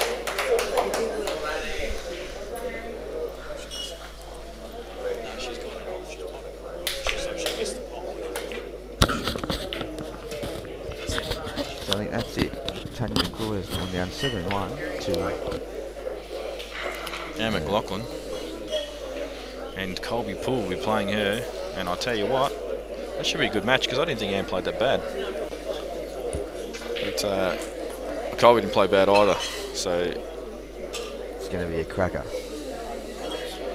And Lyndall Hulley is starting to sort of hit her straps. yes, I've seen her made an out last frame, and I reckon she gets up and wins this match now. I'm making the call, mate. I'm making the call. Like, this out here is actually pretty basic, so she needs to get this to Colonel because she needs to stop Lyndall's run. If she allows Lyndall to get back to the table here and loses this frame, she's almost guaranteed. And this frame also gets her on the hill, so it is a big frame.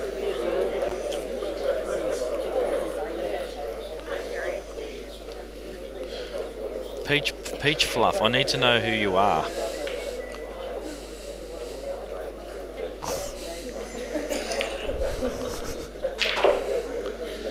So, once again, the umpires jump in the way.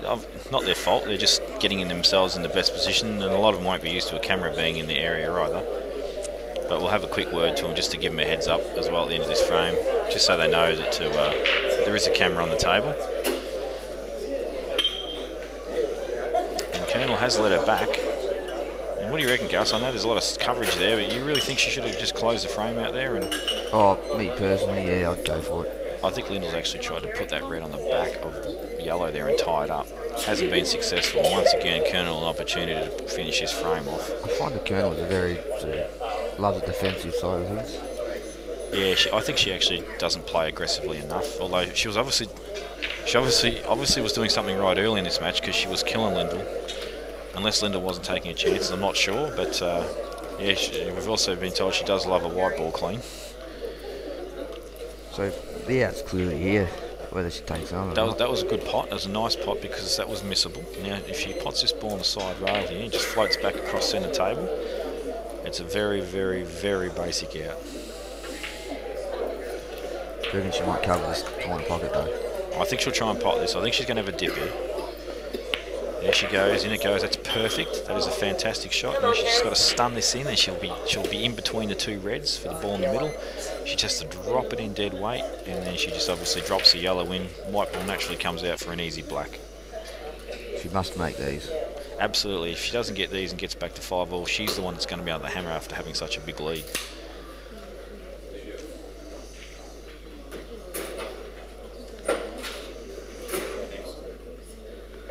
In the background there as well, we see Mickey McPherson. I watched a little bit of that match. It's been a bit average, standard-wise. Tracy's played some good shots and then just chopped up frames at the end. Something that she hasn't been doing of late. She played very well in the Vic singles to win the Vic title. She's been playing pretty solid from what I've been told in the singles up until now. And she probably feels she's let herself down thus far, but there's still a fair bit of pull left in that match. Must be hard playing your teammates, so Jamie. Well, yeah, wow. Oh, it's a great shot. That is a crazy shot that's worked out beautifully. Not exactly sure why she's done that, but it's if she had have actually missed that red then, and the white ball went up the other end of the table, that would have actually been a disaster, but as it turns out, all good. So just drop this in. Easy stuff left, and Colonel will reassert her lead. Actually, this is for the match, isn't it? No, 7. Should be on the 6-4 this will be. Huge here. This is very large. Probably the tournament favourite at the moment will be Lyndall. And Gus, I've heard you quote like 1,000 times that she was $1.04 to win this. Well, I've known Lyndall. Yeah, very much. She's a great player. She's.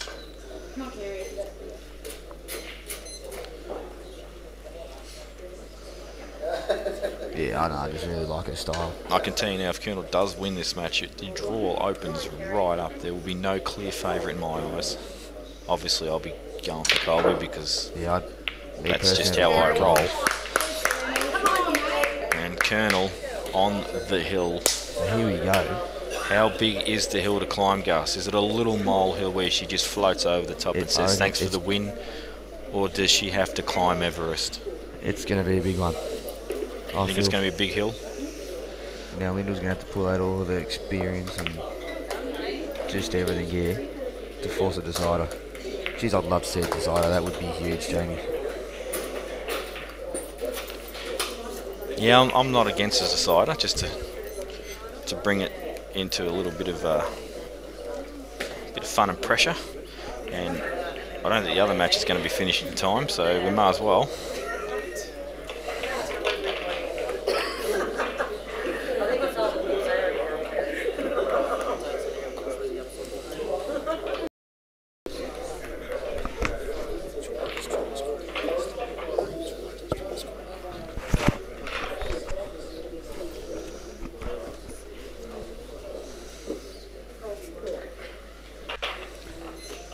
So whose break is it, James? I'm not actually sure. I'll just arrive halfway through that frame.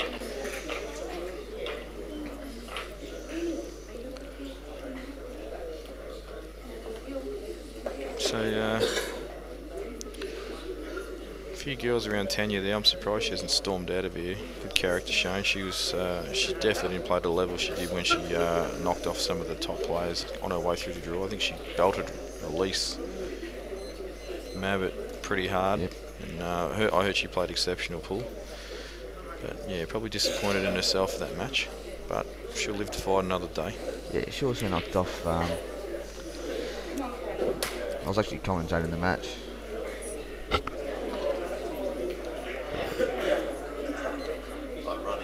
Wasn't Renata, was it? I'm not sure who beat Renata. No, it wasn't Renata. Big break from Lyndall. Yeah, it's gone blank here. It's amazing. She's actually smashed that. Like, she's actually broke that pretty well, and she's still left with a pretty good pack. What do you think here, Gus? I mean, there's clusters of balls. I'm liking yellows. She's taking yellows. Yellows. Not really wasting any time either doing it. I think she's trying to speed this match up. That's what I think she wants. I think she wants it to be a quicker match. She wants to flow and she wants to make Colonel feel like she has to rush. That's what I think the tactic is now. Yeah, look, to be honest, if she loses this, I don't think she's ever going to talk to me again. I've been telling to her, like, I've been telling her, you know, she's a strong favourite here and that. And I may have to leave the commentary. I'll be back in 1 sec. Just finding out.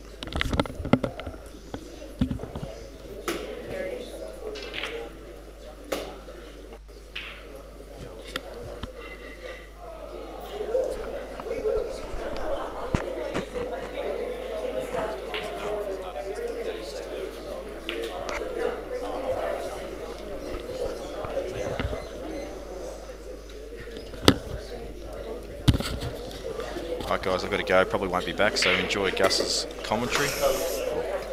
I'll tune into the live feed from upstairs. so Kerri's got a chance here, she's at the table. That's all she would have wished for.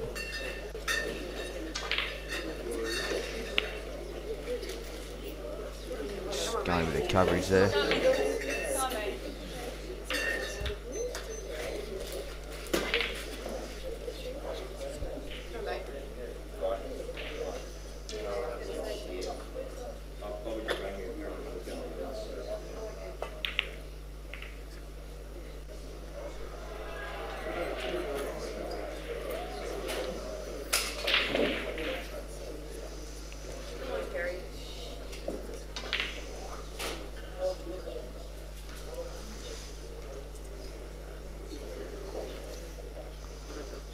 I'm not sure what you do here. I think she's looking at putting the red onto the yellow and covering the left-hand pocket. I can't see because again the umpire's just playing himself right in the way.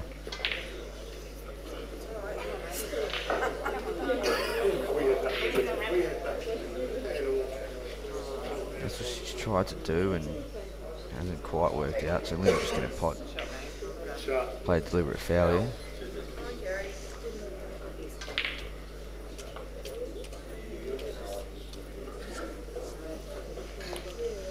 tell you what, James Misford has just walked in the room. I might try and get him in the commentary booth.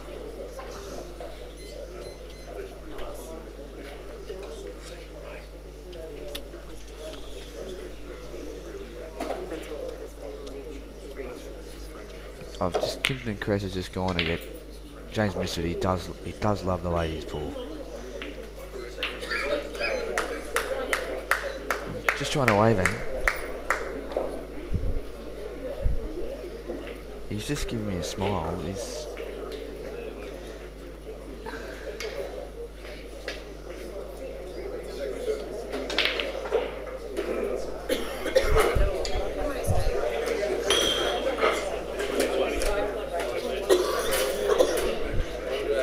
I'm trying to get him over and he's just laughing at me.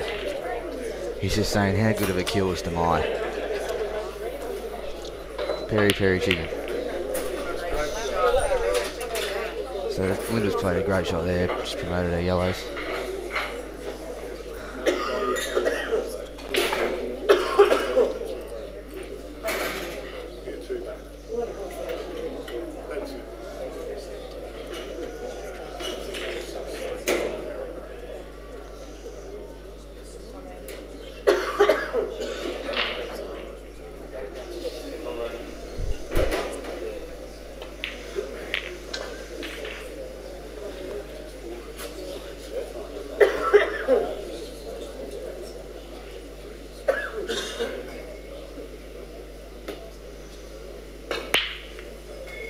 Playing here for Lyndall. This is tricky because it's fair distance apart.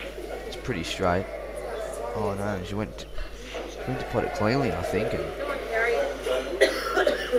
so this is a tough chance here for Kerri Collins, but still a chance. James Misford, he's just smiling at me and shaking his head. He's just thinking, how good of a killist am I? How good am I?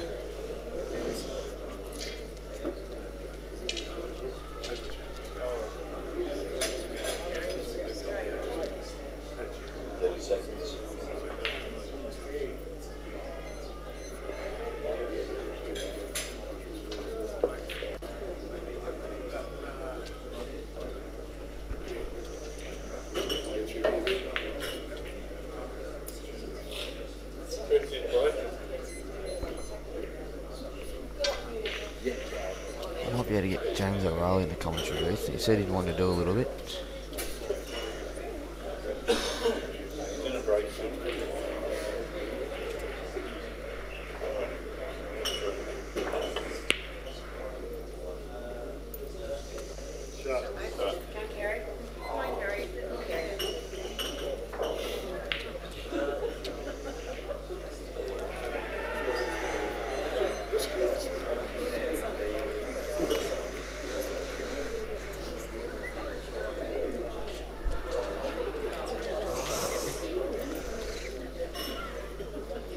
So what's Kerri going to do here?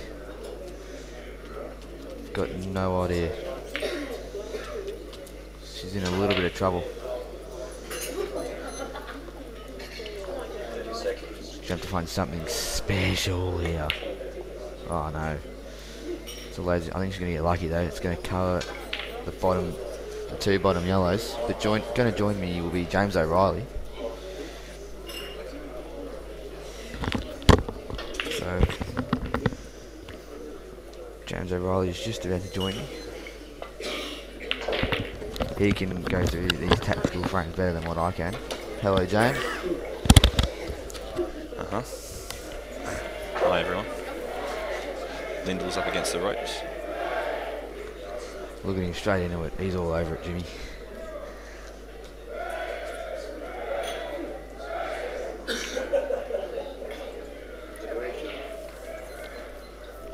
What do you think of that shot, James? I think Lyndall's playing pretty bad at the moment, and credit to Kerri. She's played very well this match, but Lyndall's got a lot of work to do to get back into this one. We'll see as it moves along. Have you been commentating for the whole match?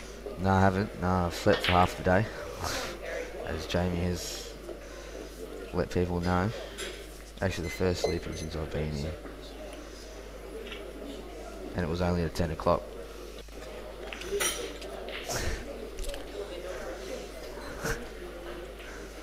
Yeah, I missed the 3 Vicks demolition job. Jake McCartney, Dunham and Nunan. All 3 of them are class acts.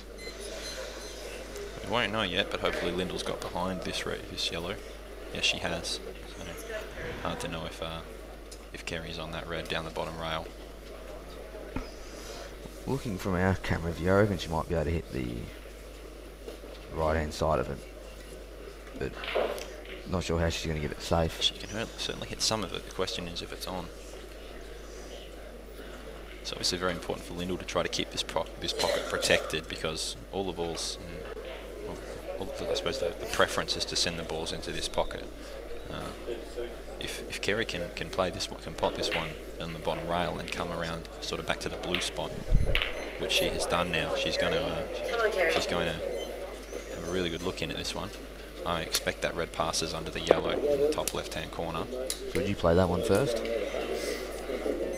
No, I wouldn't. No, I think the red's far enough out. It's on the balk line, so if you just land past centre pocket on that on the left-hand side of the table, you can take it to the other corner. If she's perfect on it, then get it over and done with. But I think it's still a missable shot here. So you really want to come down to the blue spot so that you can roll that red in, the red that's on its own. That's a very good shot. So this is the difference. If she had to come back that little bit further, it would have been made a lot easier. Because now if she was dead straight on that red on the left-hand side, she could just roll that in and then take one or both of those other reds into the centre pocket. But she doesn't have that opportunity now. I think she might still be able to roll it in. I think it maybe hold. No, I don't think she can hold here, mate. I think it's a bit too much. She'll probably land near the black spot or just a little bit too low. Then of course we still know there is a possibility that the train goes into that bottom corner. Well, we're about to find out, Gus. Yeah, so she's tried to hold. I reckon that's why she's running to the yellow. But once again, she's put herself in a very good position. I was speaking to Lyndall the other day, and she was saying that she just she felt that if she took all of her chances, she was going to do very well in this match. Well, she's going to absolutely hate me if she loses this. I've been telling her she cannot lose the tournament. And,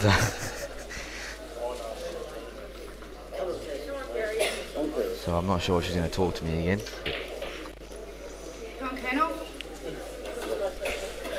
Lyndall ideally would have liked to snooker or leave the white behind those 2 reds there. Kerri's got a direct shot to that red in the bottom corner, so she'll probably roll up to this one and just push it over the hole. Or alternatively, she can use the bottom red and do the same thing. And that's what she's done here. Very good shot. So Lyndall's going to make something happen here.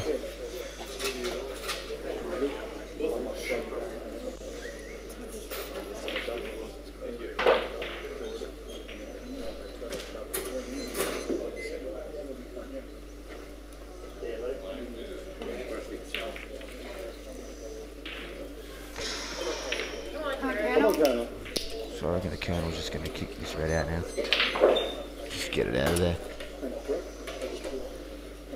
That red in between the 2 yellows.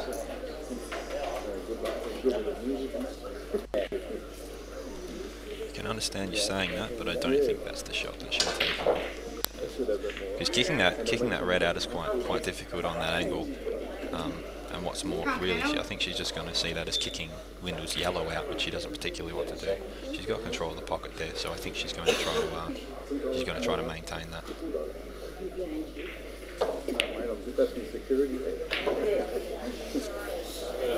Lyndall is in all sorts now.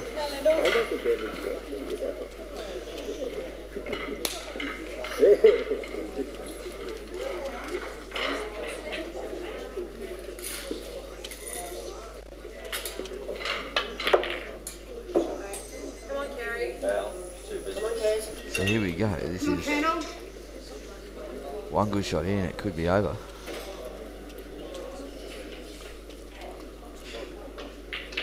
You can't really tell from here. I think the expectation though is that if she does hit that red, she will push the yellow into the pocket. So very hard to attack it from there. Or not. Oh. No, no, that's a bad shot. No, I think Lyndall will be very happy. Yeah, Be very happy with the outcome. I think she had a bit of a brain fade there, the Expect her Colonel. to finish. So I think she'll probably just roll this toward the centre pocket and leave herself with a dead straight yellow to the centre.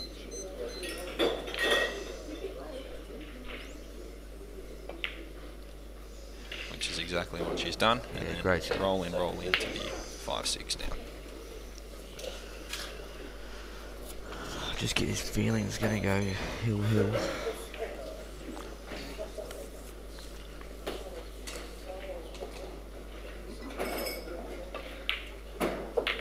Oh, it's not the easiest back I've ever seen. It was not the easiest, but if you want to make a semi-final in an Australian title, I think you've got to knock these in 100% of the time. So if she misses it, it'll be hard to complain that she's out. Oh, and she's And just she pumped goes it in. unfazed. Great under the pump, Lyndall, Hulley.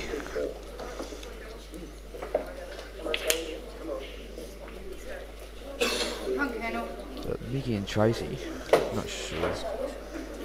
Dan Lynch is going to go check the updated scores for us.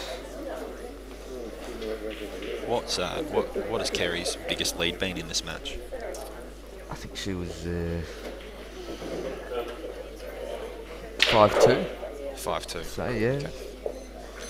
Momentum can be a really big thing, obviously, when someone's coming back at you like this.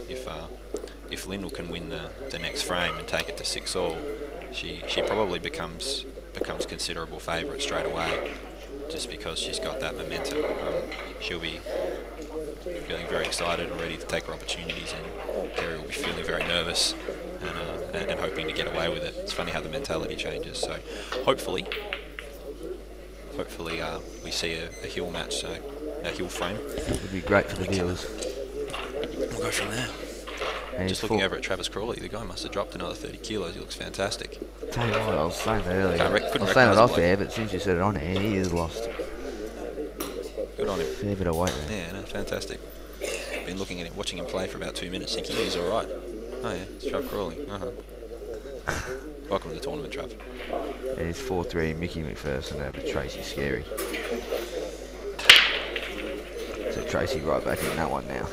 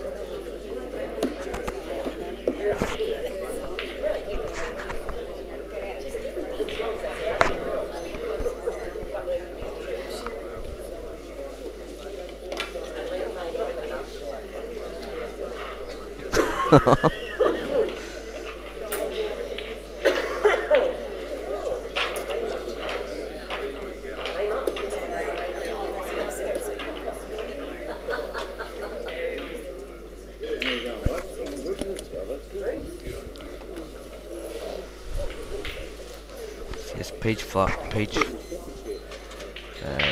Fluff, we would like to know who you are.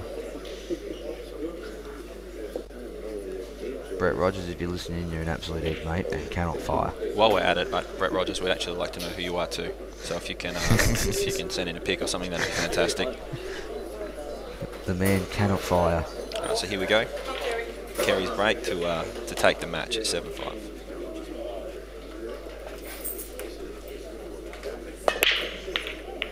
Should love a ball here. Hasn't made one. What do you reckon, Jimmy? Well, so you're gonna open on the yellows. I think the red would possibly double, like the red on the rail, on the bottom left-hand rail might double back into the centre, but it'd be a very, very aggressive shot to open with that. If she can stun into this red here and give herself a little bit of angle for the next yellow, which is what she's done here. I think that's landed pretty well. I expect if she knocks this yellow, cuts this yellow in, she might kick out both here by flicking off the first one. Or not. Just going a bit of coverage. She's hit it very thick.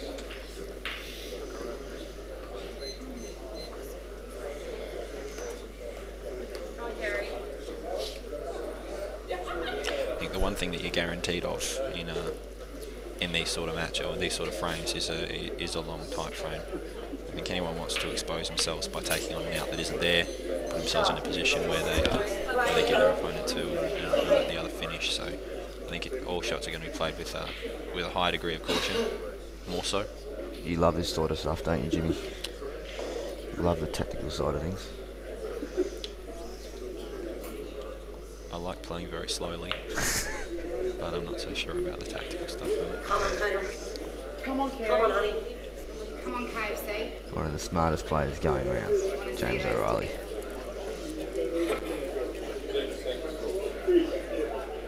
Come on, Kerri. Come on. Gus, on the other hand, is up and coming in that respect too. I think so. Yeah, I like to think I've developed a big game. You certainly have, mate. You certainly have. Come on, Come on, Kerri. Come on. Come on, Colonel. Gee, the Colonel's got a lot of work to do here, though.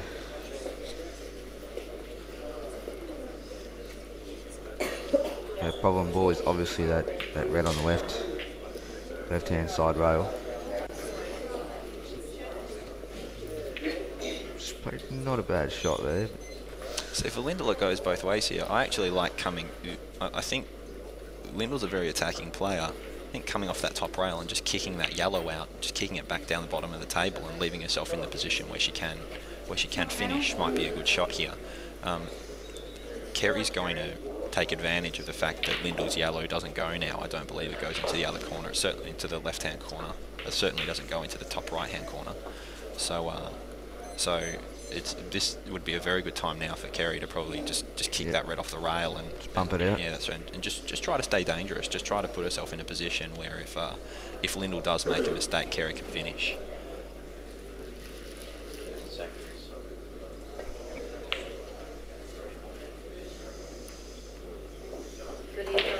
Well, I think here it's going to be mandatory now. That yellow needs to get out. That's exactly what Lyndall's going to do. Has not wasted any time whatsoever. Dead weight. So that's a fantastic shot. Come on, Come on, Colonel. Heath. Come on, Kerri.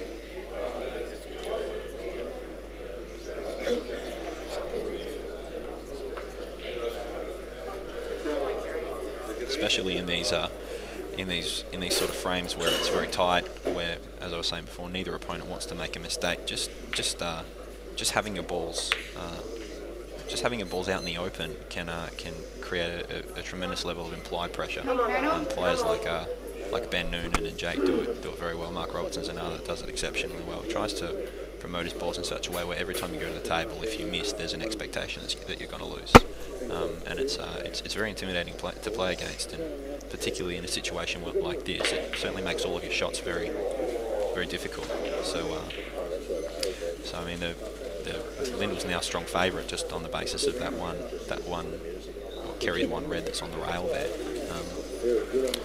If Kerri can get that out, sort of at least again, it sort of keeps her a little bit dangerous here. Oh, that was going straight in. Alright, so Lyndall's going to have a go here, I reckon.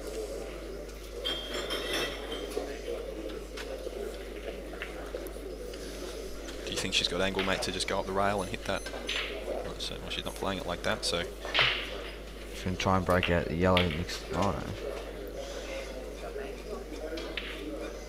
don't know, mate. That's why I'm not out there.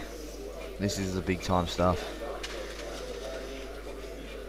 I imagine that yellow right next to the black passes into the centre pocket on the right-hand side. So, if it does, then this is ABC. So this will be a good opportunity if Lyndall can just if Lyndall can land well, then she should be okay. You probably want to be sort of centre table here. You don't want to be straight down the rail. it makes it a little bit more difficult. Yep, that's a good shot. Yeah, that's perfect. So, and the reason being is that if you want to land either straight to this yellow in the middle, or alternatively a little bit below it, because if you land to the high side, you're going to push the white into those reds, and it's very easy to snooker yourself. Ooh, So she's I stuck. think that's about right. I reckon she's straight here, so now she can just screw the white back off the cushion on the left hand side. Oh, I think she's just got to stun it here. So So she's showing her fighting qualities here. Lyndall, Hulley. and here we go. What do you reckon, Gussie? Do you put right hand side on this one and hold the rail, or you put a bit of sort of bottom left on it and come around off two? I'd probably come around off two. Why not just pop it up for the black in the right bottom corner? Yeah, just one's fine. So Ooh. she's travelled a bit far, obviously, but I think she's still okay there. She's having a look at an in-off here to confirm it's not going to have an impact. So she's playing with bottom, so she's a little bit concerned about the in-off. But again, if she knocks this in, then 6-all.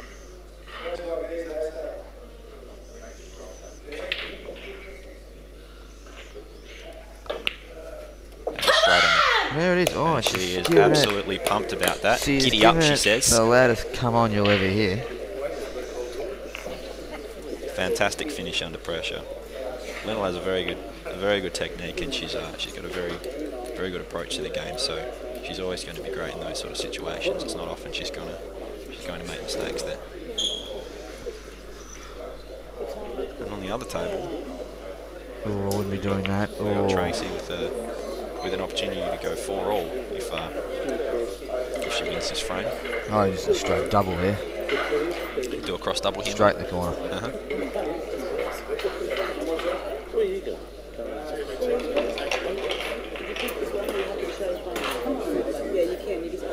So apparently Peach Fluff wins the world titles with both me and Jamie. Just say who you are. Make things much more simpler. Peach Fluff certainly could be Brett Rogers' alter ego. Are they both locked in at the same time?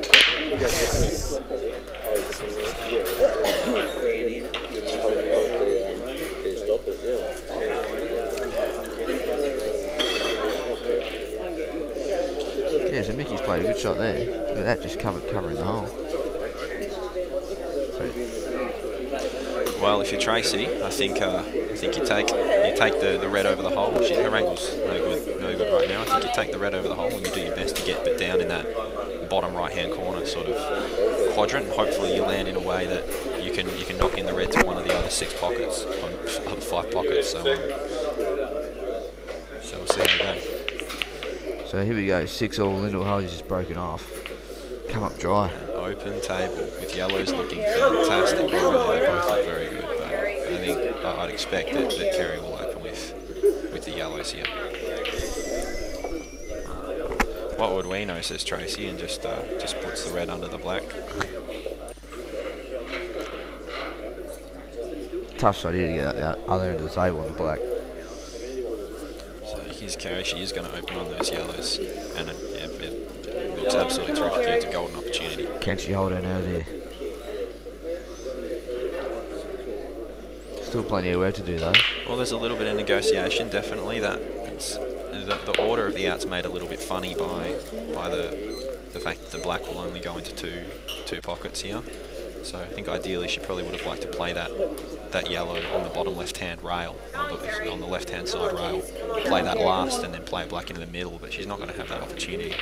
So she can either obviously pump that in or hit it in firm and come back a foot or so to take the black into the corner. Alternatively, she might have to reconsider the way she's doing this.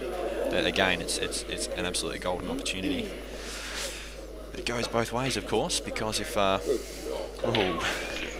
Tracy's just missing in off there and goes to 4s.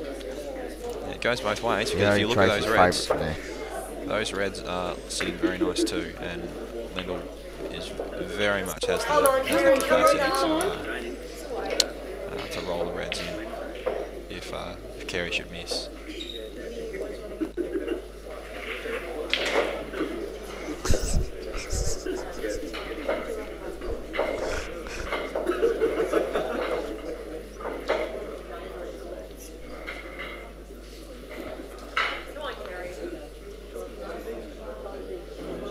it's early days, mate. Who do you think's favourite in this frame? I just think if Lyndall gets to the table, it's going to make the most of it.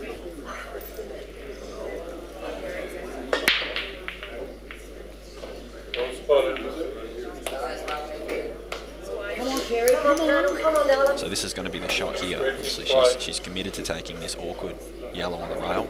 There are a few ways that she can do this. Probably the best way, based on the best way from what I'm seeing, would be to just knock it in with sort of just stun, or a little bit above stun. Top left. Just float under that red, which is sort of directly in line with the white in the camera.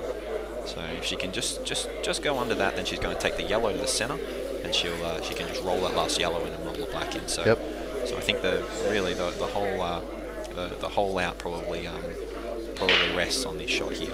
If she lands short and snookers herself, she's going to be in a world of pain, and if she lands long, it's going to be a very, very difficult out. So, or alternatively, but of course, yeah, as I said before, how do you think about that? Kerri Collins does love her. She does love to cover her pocket. Well, look, going out's not for everyone. People have got different approaches. So, again, I think maybe the pressure of the situation also. It's a fairly high risk, high reward kind of approach to take that ball. So that's as diplomatic as I can be.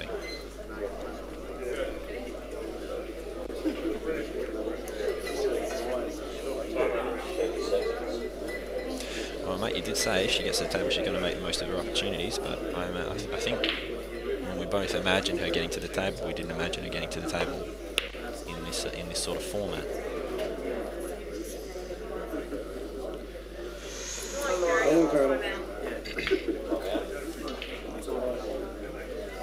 So I think Kerri's going to take on the plant here. I think so. And the only downside of this plan, I think, is that I imagine she's going to pay it at a sort of a dead weight. It might smother the black even more so. You want to try to keep that black as open as possible. So there's a chance that she could even roll into this red and sort of push those reds over the black and cover it more so.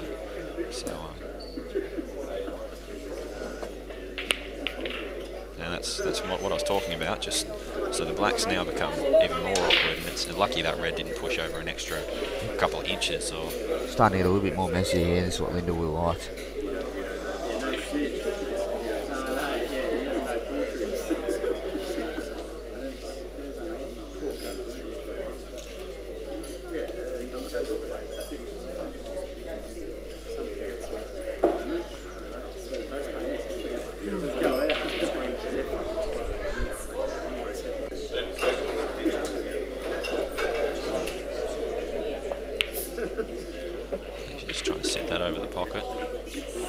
I'm not sure about that shot. Yeah, not exactly a crucial pocket to cover. Yeah, I'm not sure why. That was kind of a nothing shot, really.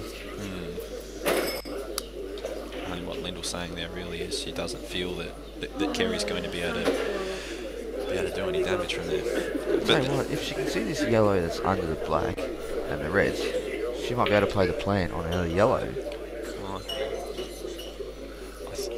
I think that Kerri is going to try to cover this and just sit it over the pocket and try to be as controlling in the frame as possible. So that's definitely what she's done again. So all you do here is if I'm Lyndall here, I actually think if that pot just goes in flush, then fantastic. Because at least then you can start to get a little bit aggressive. But again, this has got to go. This is not killing the black. That's a great shot. And now we wait. Come on, Kerri. Come on.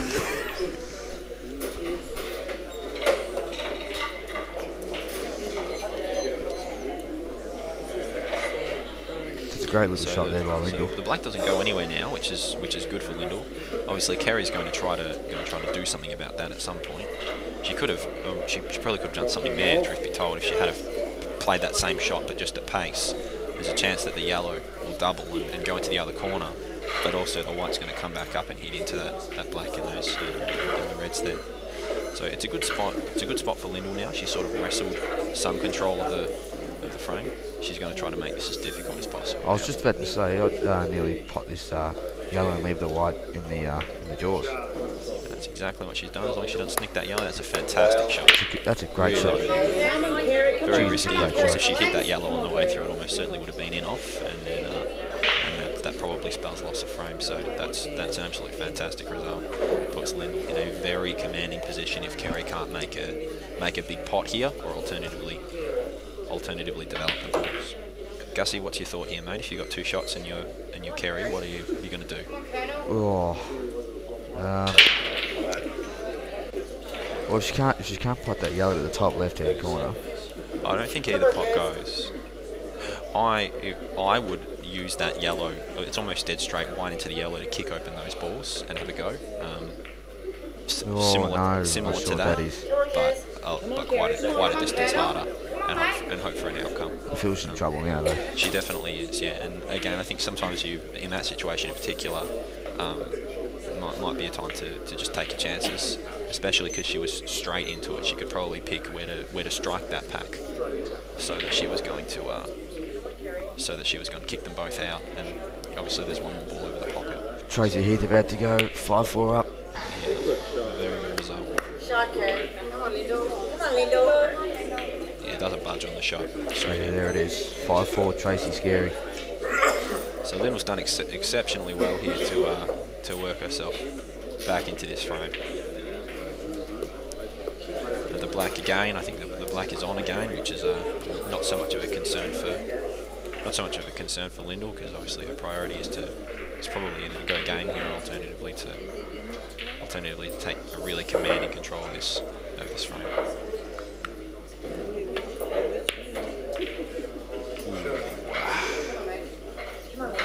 Not perfect. I reckon she might even lay a snooker in now. I reckon it's paying about $1.02 that she'll lay a snooker here. And she has, and good snooker too. Come on, Kerri. So once again, just keeping Kerri under the pump. She's got the ascendancy now. She's got control over the frame, so she's not going to give that up. Just wants to make it as difficult as possible. Every time Kerri gets to the table, she's the underdog, and that's something that Lyndall does exceptionally well.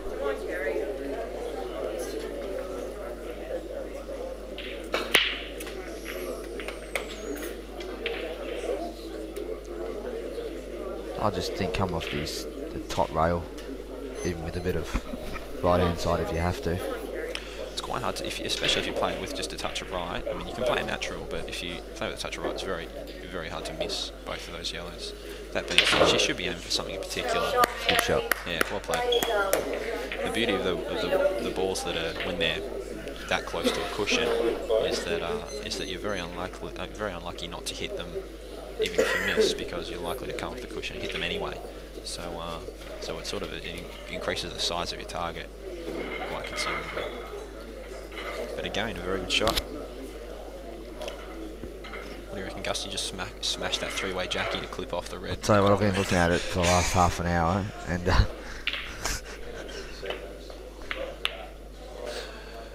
I don't think she's going very well at the moment. Normally she's got a very prominent follow through, very controlled. It seems like she's lifting the tip of the cue when she strikes the ball. So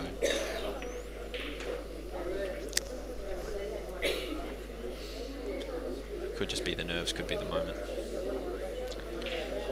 Again, I'm not sure about this shot. If I think a much better shot is to have a crack at that yellow to the bottom corner. Left-hand corner. Yep. If that goes in, then of course you can go hopefully roll in for the other she doesn't want this to drop. Oh, it has. Come on, darling. Come on. Come on, Colonel. Well, she looks thrilled about that. Now I feel she's really in. Dan Lynch has just pointed out straight up to the top left-hand corner. It does go on the left-hand corner. There's no question of that. And what's more, I think that if you land right behind this black, I do think it goes. So.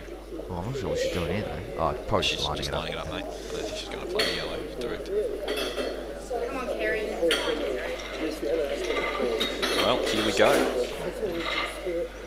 I mean, Lyndall's obviously happy with this outcome. For Kerri, this is a shot that Kerri can make, but if Kerri does not make this shot, then Lyndall's going to be sitting very good here. So, and maybe off the red, no, under. No. Okay, so Lyndall is now very strong favourite, a very commanding position. roll in here and just play a snooker. But what's more, just opening up her ball, so they're now all on. Yeah, We're all Lyndall sitting loves pretty. that. So Kerri's going to got some serious work ahead of her.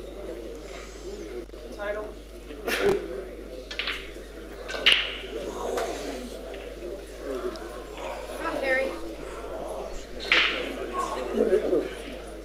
Just the Iceman on the practice table has just pumped in this red down the rail, absolutely flush. What a machine that guy is.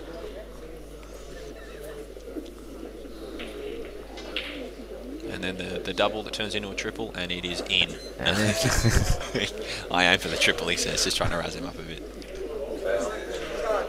we just mentioned it on commentary, the Iceman. Iceman, Alec Evernatus. Right, so here's where we see this Jackie from Lyndall. I think she's committing to this. She thinks it's on, so she's going to play the train straight up. I think she's hoping it'll sneak the yellow on the way through. Yeah, look at that. No, just flush in.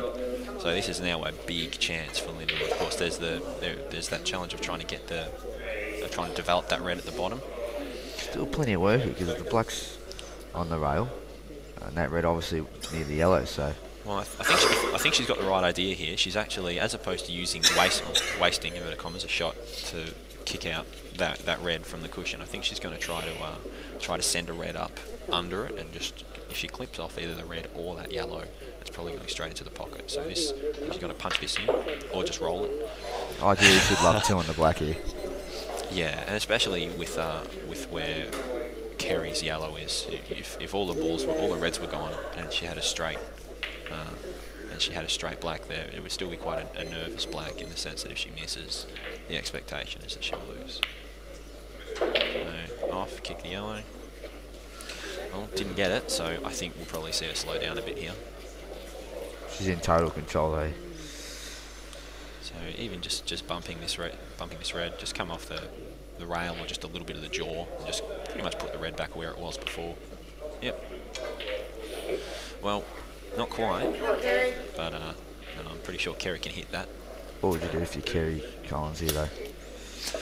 I don't really see much. Well, I think the most important thing is that you can't give away two shots. The position of the black, and you know, to Kerri's credit, she put it there. The position of the black means that Lyndall's probably not going to want to go for it with only one visit. So with that in mind, the one thing that she can't do is what just happened then. Give away two visits. That's Lyndall bad shot there. Lyndall is going to have a red hot crack here. And again, So she'd love to keep her two for the Fantastic black. shot. So really, really good. Of course, the challenge here. Imagine the come on here, Jimmy. That's going to be. She's going to erupt. Be very loud. Yeah, good shot. You don't want to take it down on the cushion, of course, because she wants some angle to come back down the table, and she's now in a very strong position. Everyone put your earmuffs on because this is going to be huge. So really, it comes down to this ball, because even if she misses the other one that sits over the pocket, she can take the black up the inside on, coming back under the yellow. She jumped a long way on that shot, yeah. So. As the Iceman just mentioned, she did jump off very, very early off the cue. Bit of nerves there for sure. So once again, I think we're going to see the same shot here. We'll probably see still in control though. A clip off this red with the white to go under the black, and just sit there. Yeah, still in control. Absolutely. Just want to make sure you don't demote the red. Yeah, no, that's fine. I think she might have thought that if she was going to clip off it, she was going to leave the red hard up against the cushion, or leave it in an unfavourable position. So we go back. I think just get your yellow out of there, I feel. Just get it out of there and just say, Lyndall, Hulley, good luck to you. Because just where the black is. I think she's just going to, just a dead weight roll up and... Oh no. Okay. So for Lyndall, it's a big chance here. Lyndall just knows doing the old stretches, bit of morning exercise. Lyndall knows this red goes in, it's game over. Here we go. He does have to be careful about this. Dead weight, throws a cue at it again, but this time it's look at that. It's straight in and it's a great pot. So just a quarter ball snick here, third ball snick. There we go. Let's listen to this, come on. Done nicely. Have a look at this. Lyndall gets up 7-6, unless a miracle occurs. Great fight back. Well done to Lyndall. Down 6-3. Here we go. Fantastic. Oh, no, no. So congratulations. And that's the most Gee, that's a great fight back. ever again. There it is, Lyndall Hulley in the semi-finals.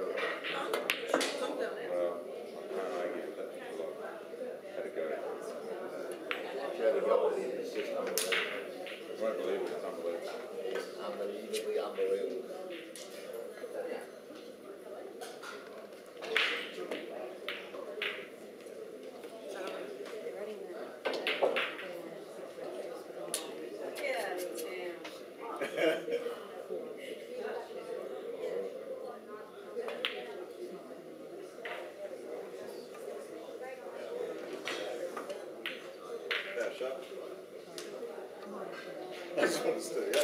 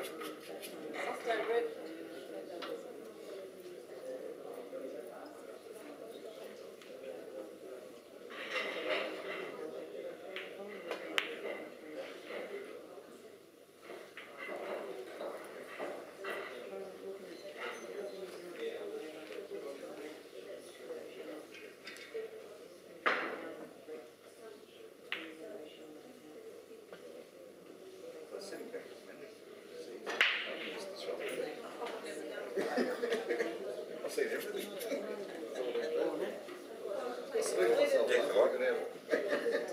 I've got to hold myself back from picking the ball up.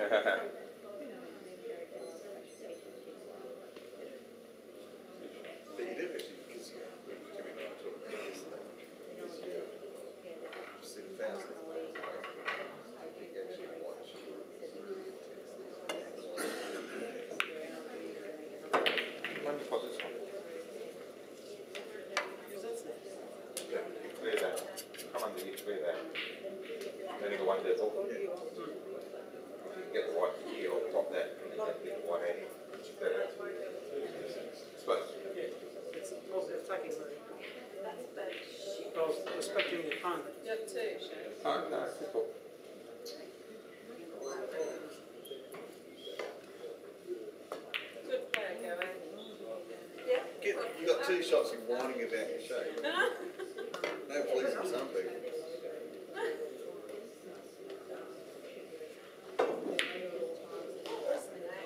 That's a flop.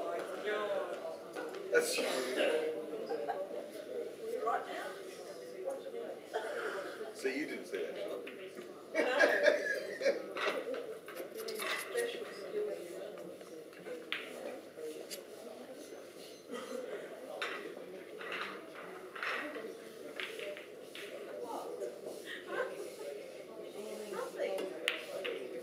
That wasn't easy. That was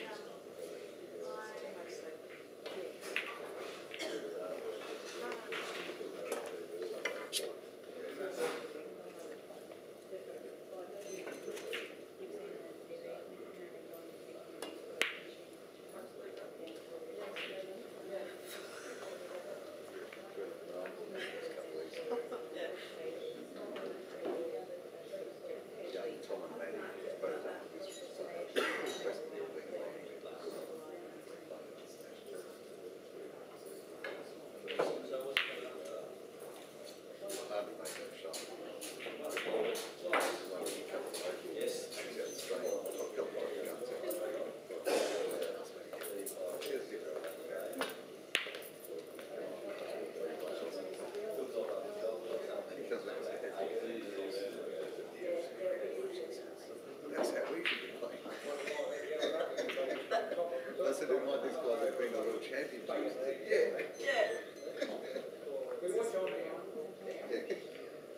We should be playing like that.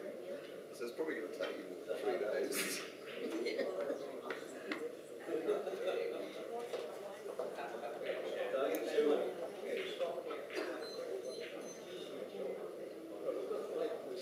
That's the truth.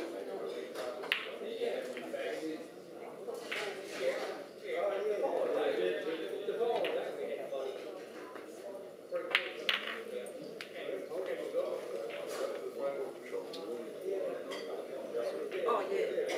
Because you've only got one option every time.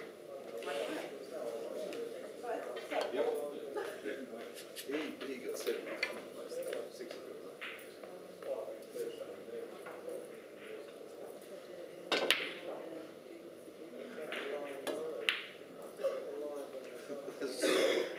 Don't like Mary. Don't shoot him. It's not.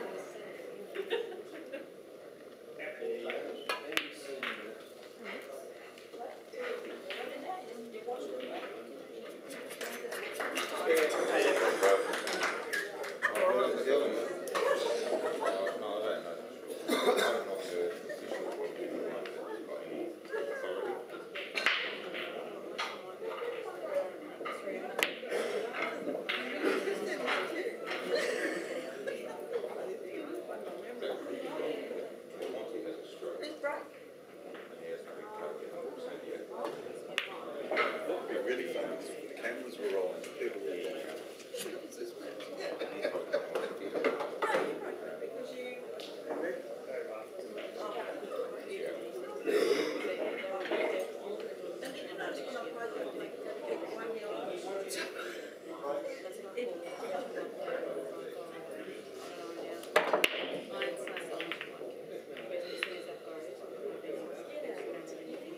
Don't I get your shirt? Yeah, 2XL. Long shirt. Oh, okay, it's too big.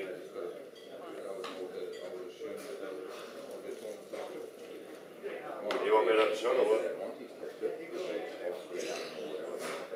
Who's going to take it over in an hour if he's going unless agent for it? No, they'll get their agent for it. No, it's not going to an hour. We give it a lot. It's moving close.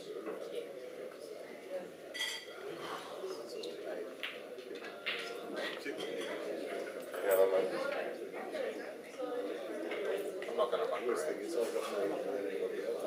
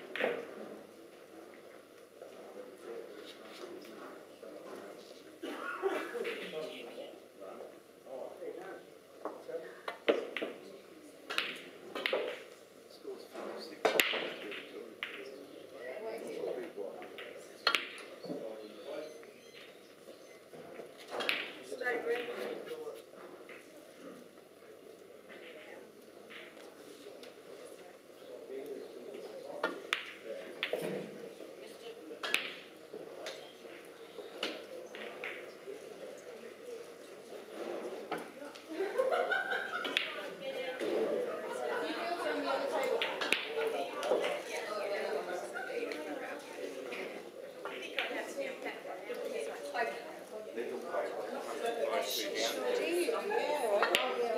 was great. Really good.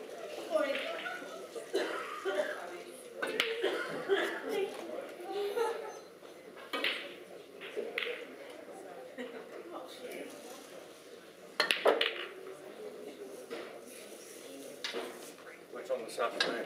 Two team matches. Ladies' team chat. One of them. This is our tables. Where are our tables? Lovely. Gold signals, there's still a match going down. That's weird. No, because there's still a match going on 3.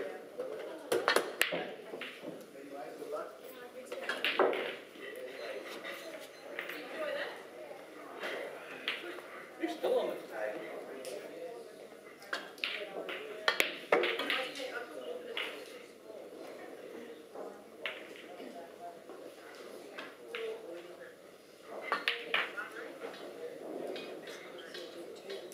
Hey?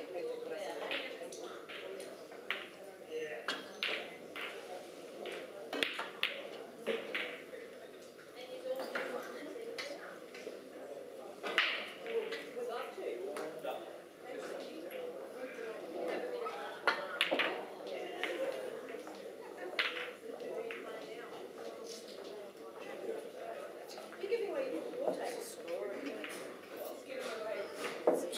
I'm just taking your table.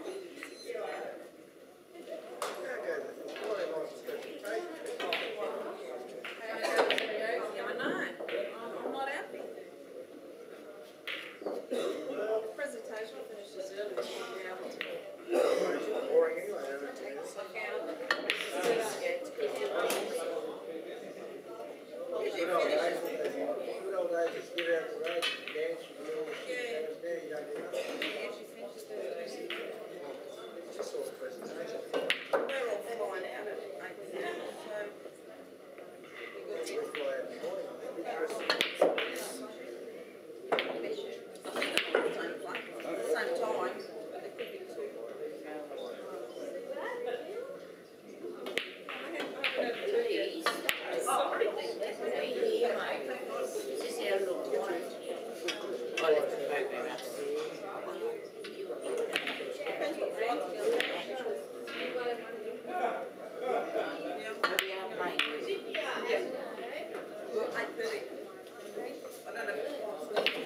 same time, but there could be two. Sorry. Well, that's the answer. I'll place it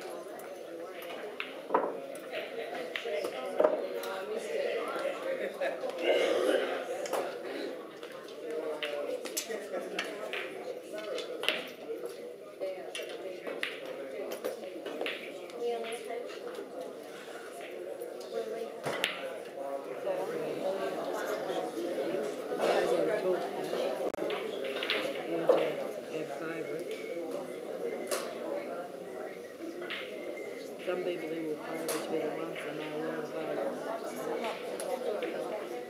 30 seconds.